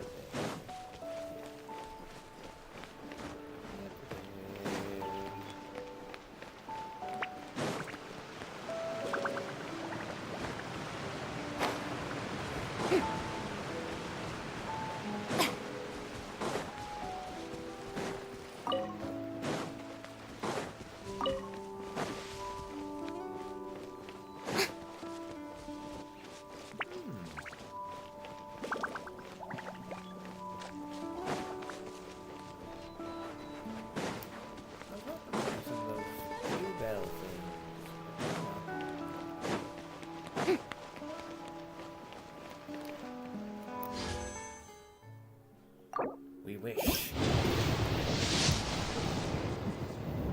Yep.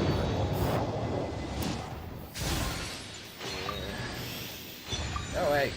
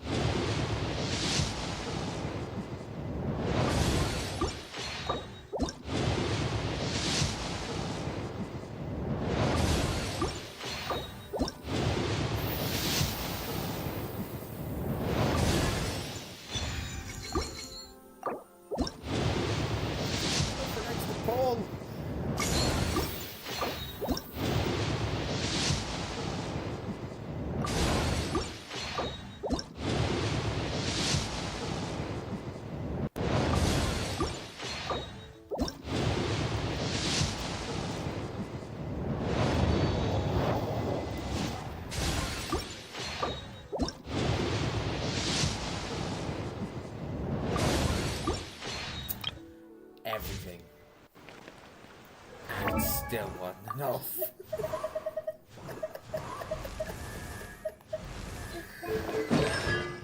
Oh my lord.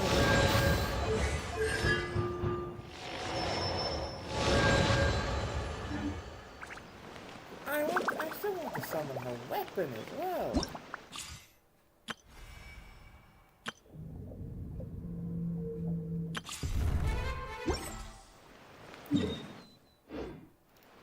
Oh well.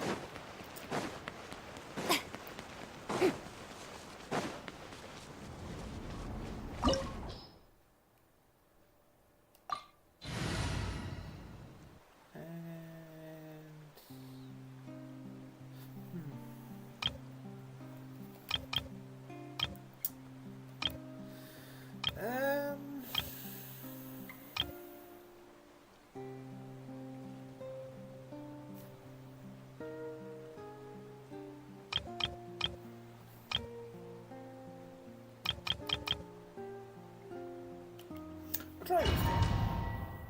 See how this team goes.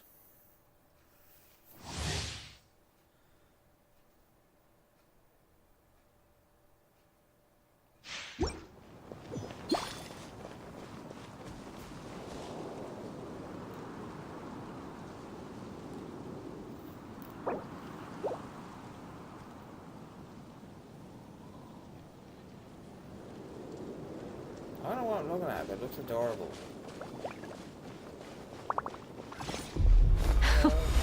Afraid? Or do you not even have the courage to be afraid? Hey! Is it my turn Share now? my knowledge! Shine down! Torn to oblivion! Now that's more like it.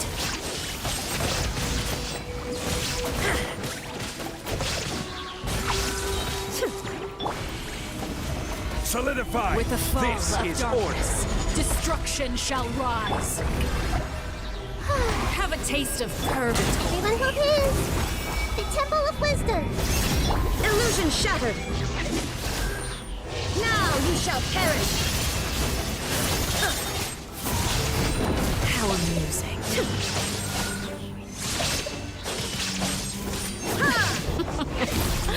There is no escape. Trapped like a bunch of helpless animals. Who's next? Feeling a little off. I present! Hey! How amusing. Shine down. Inazuma shines eternal.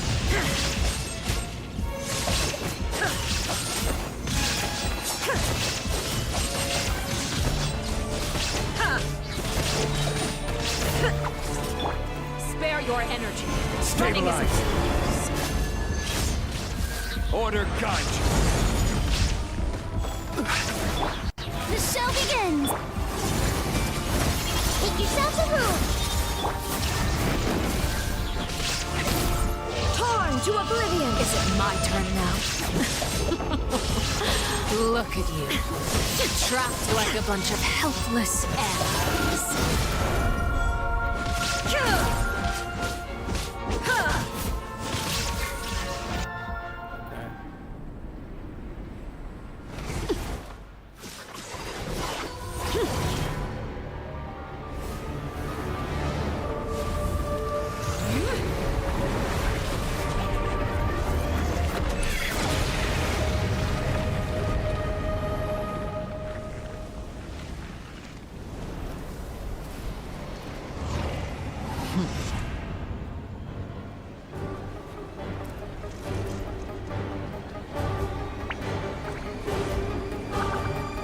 So, she doesn't have a illusion though.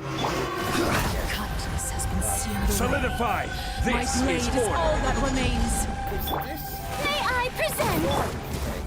I see everything. Share my knowledge. There is no escape. Ha! Ha! Inazuma shines eternal.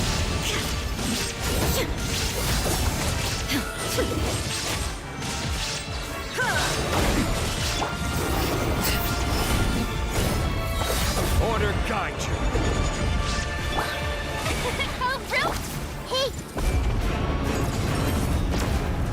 sun and moon have set. Oh, that's Struggle of fame. Stabilize. Let my name echo in song! The Temple of Wisdom!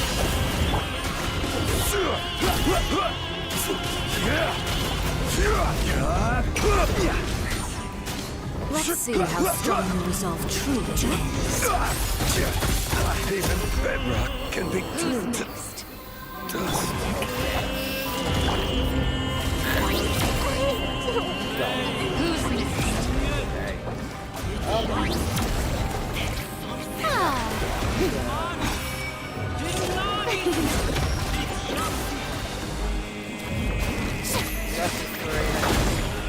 No, got this!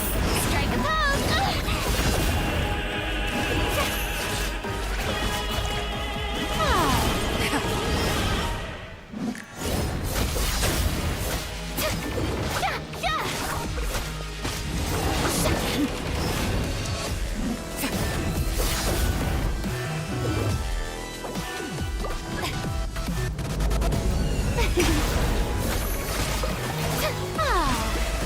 Your punishment made manifest.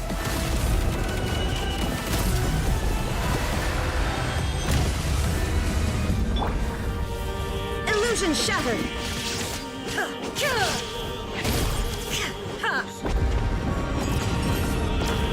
The sun and moon have set. Only ruin remains. Struggle in vain.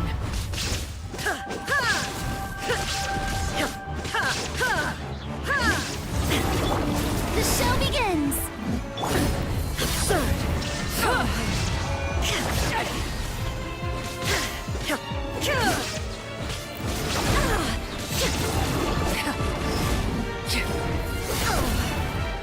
There is no escape.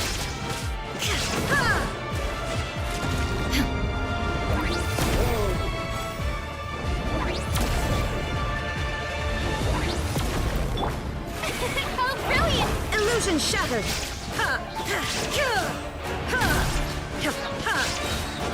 Torn to oblivion. Sometimes is only the beginning.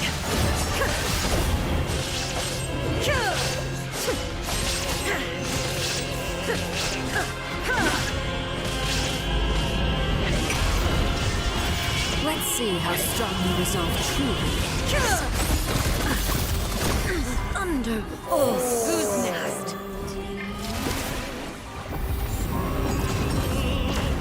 The sun and moon have set.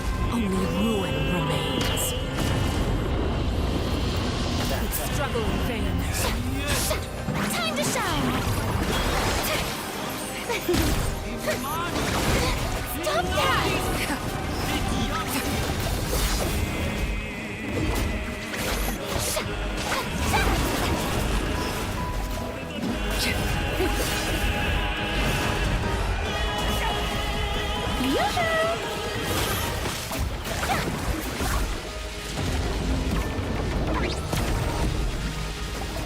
You did it, Lady Farina. You won! Oh my fucking god. I got fucking spanked!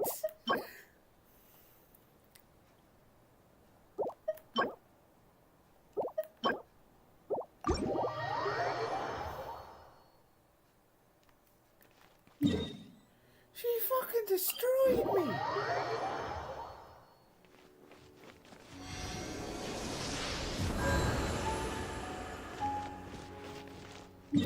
Oh my god. Right, that fight is spicy.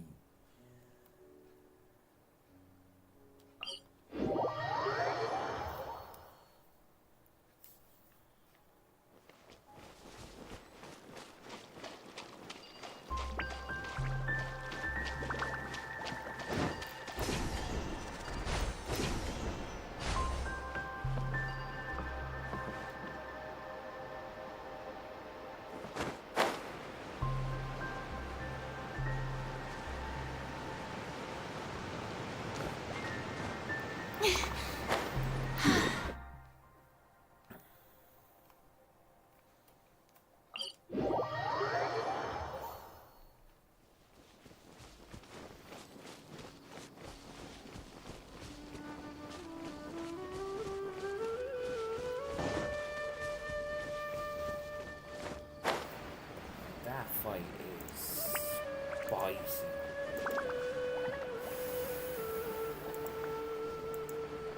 Don't think I'll be doing that on that mic.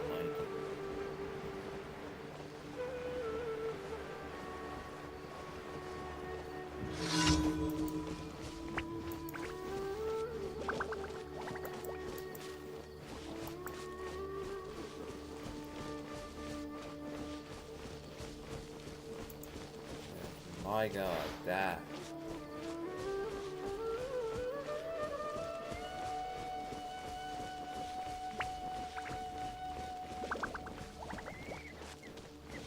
That was insane.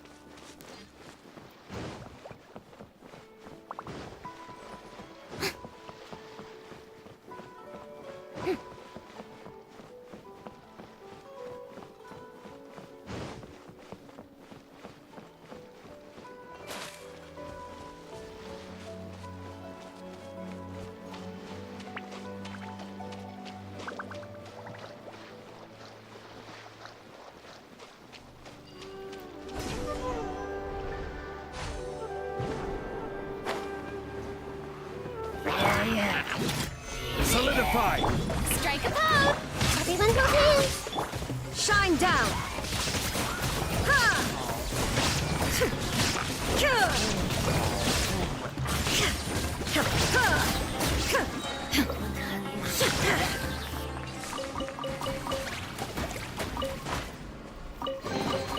Take them.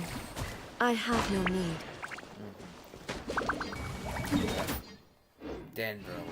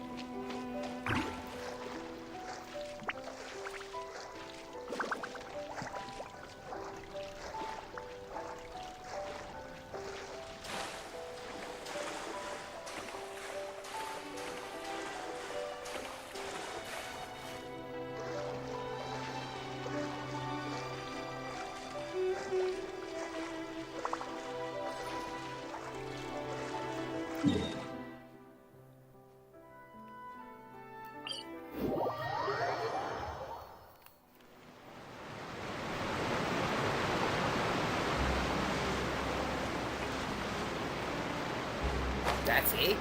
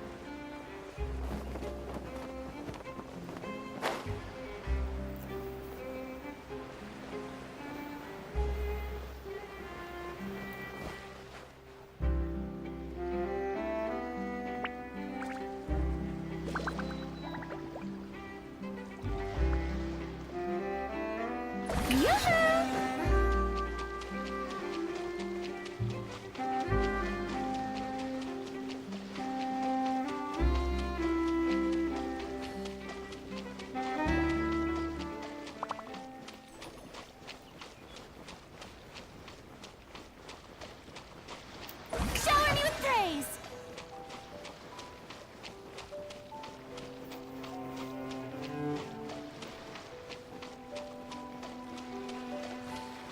I know I can just grab the Wave Rider and get this done. Fuck it. We're walking.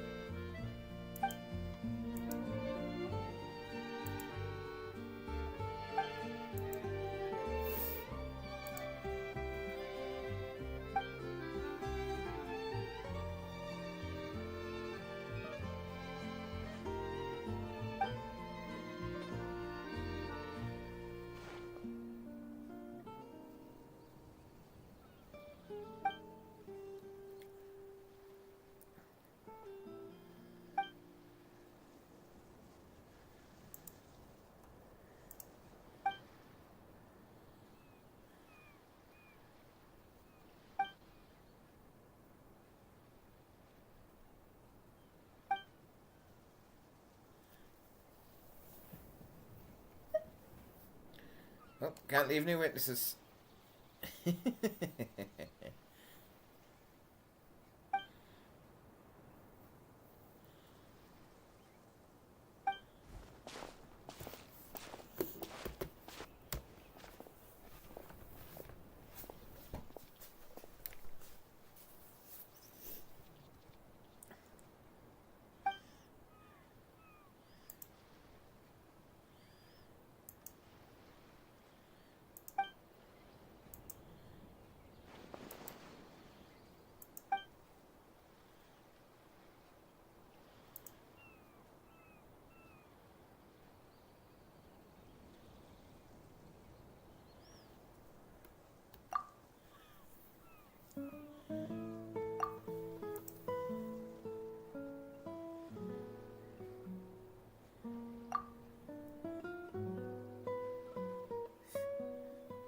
Nice world building.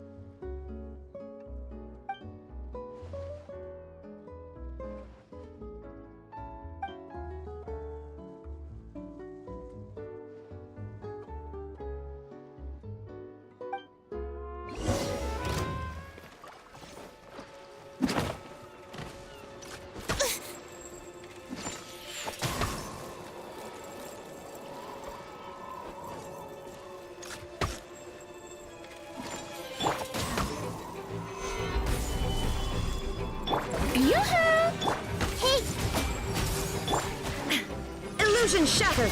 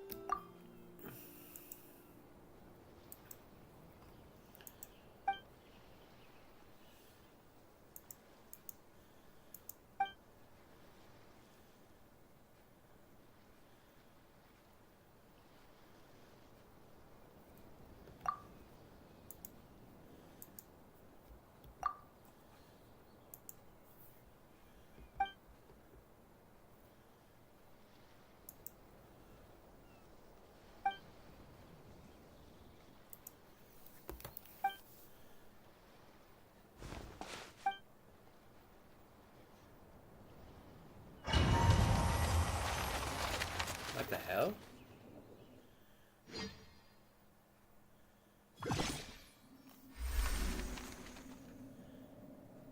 Like the ratio.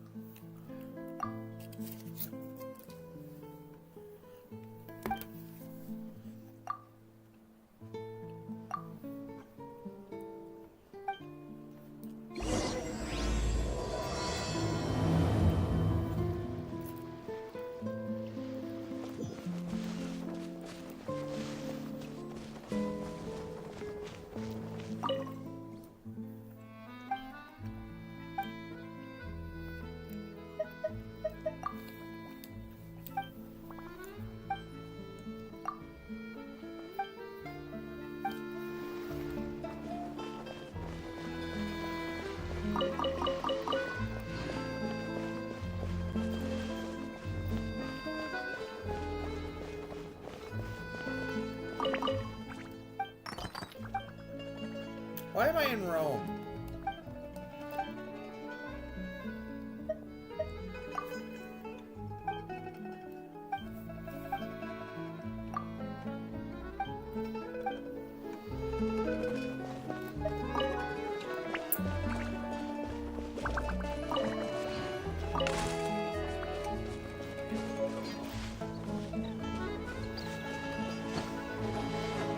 Chin up, soldiers! Look to your equipment. Don't lose them again.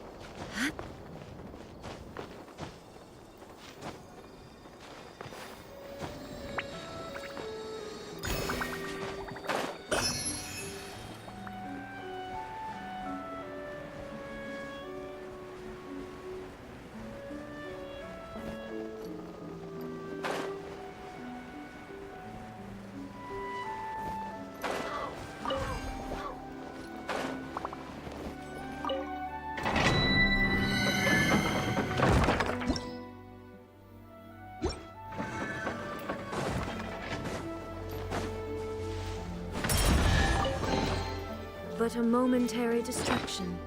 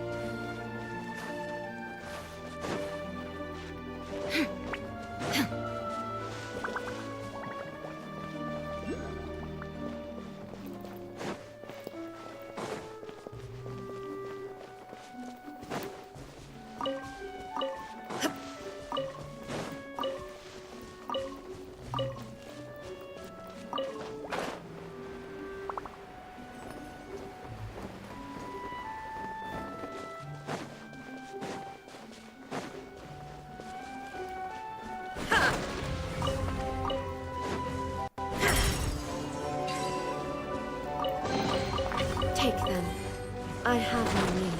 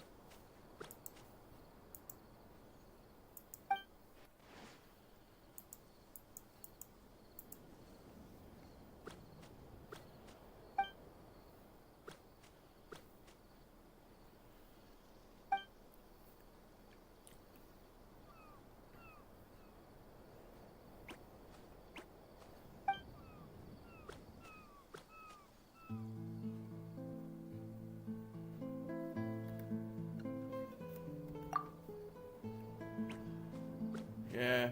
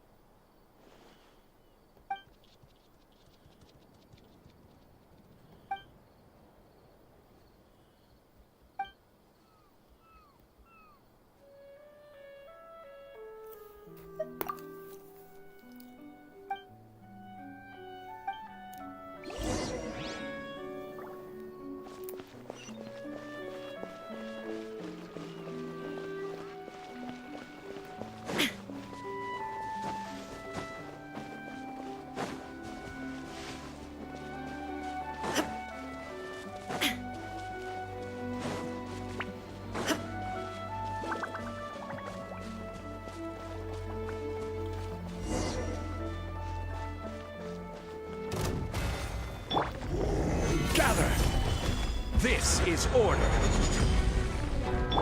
Strike a pose! I see everything!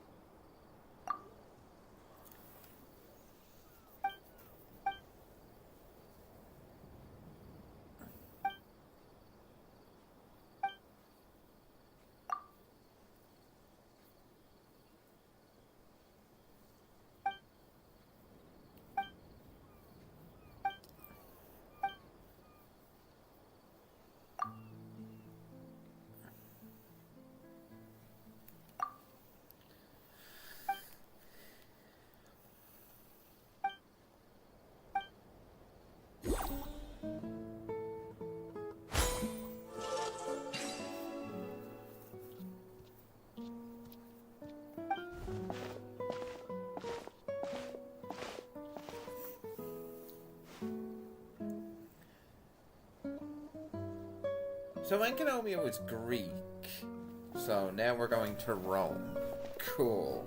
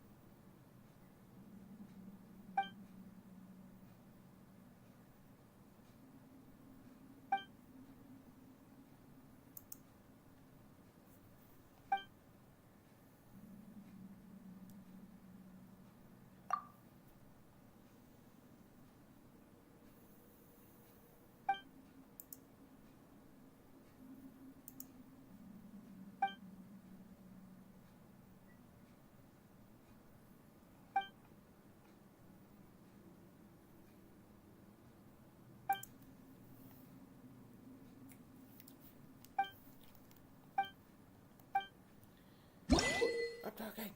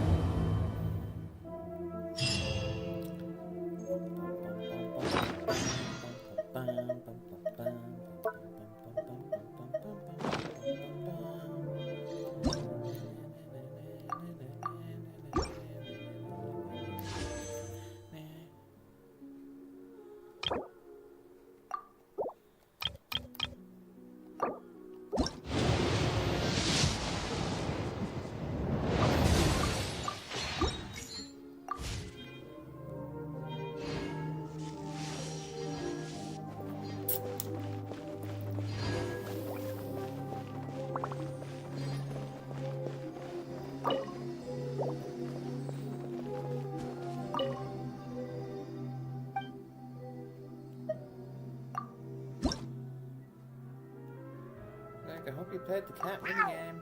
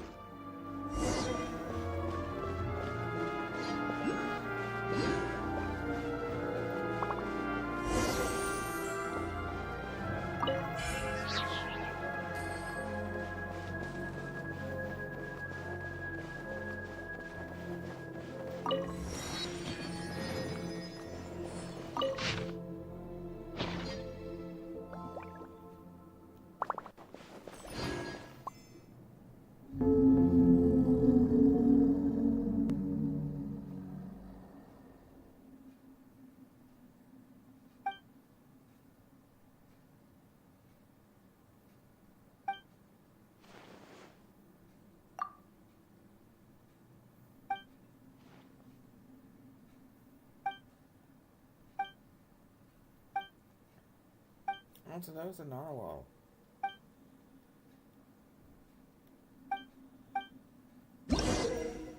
And that was the fucking narwhal.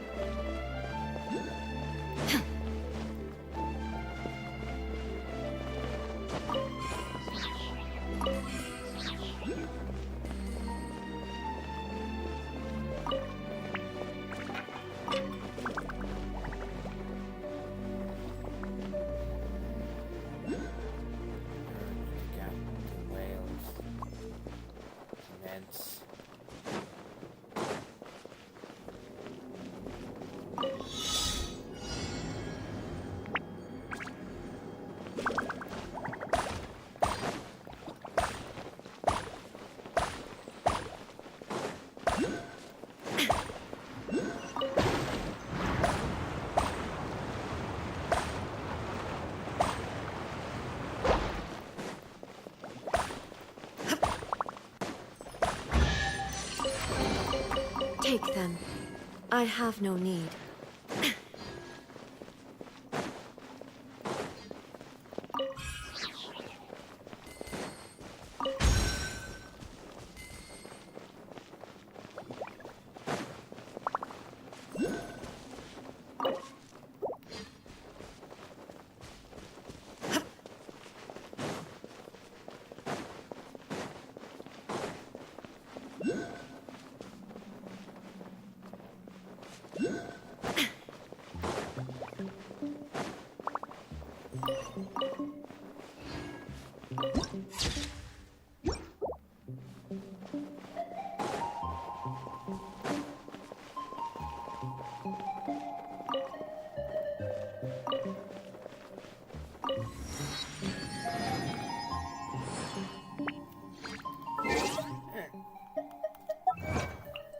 Oh yeah, where are these?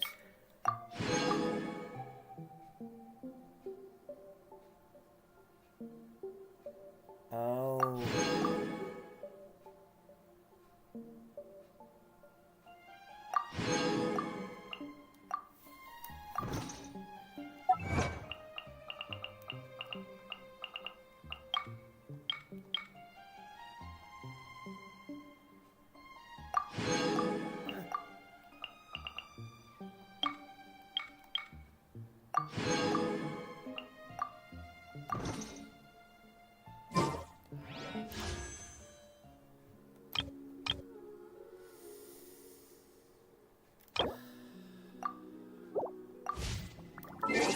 Yeah, well, that'll be it for now. This was fun. Bye.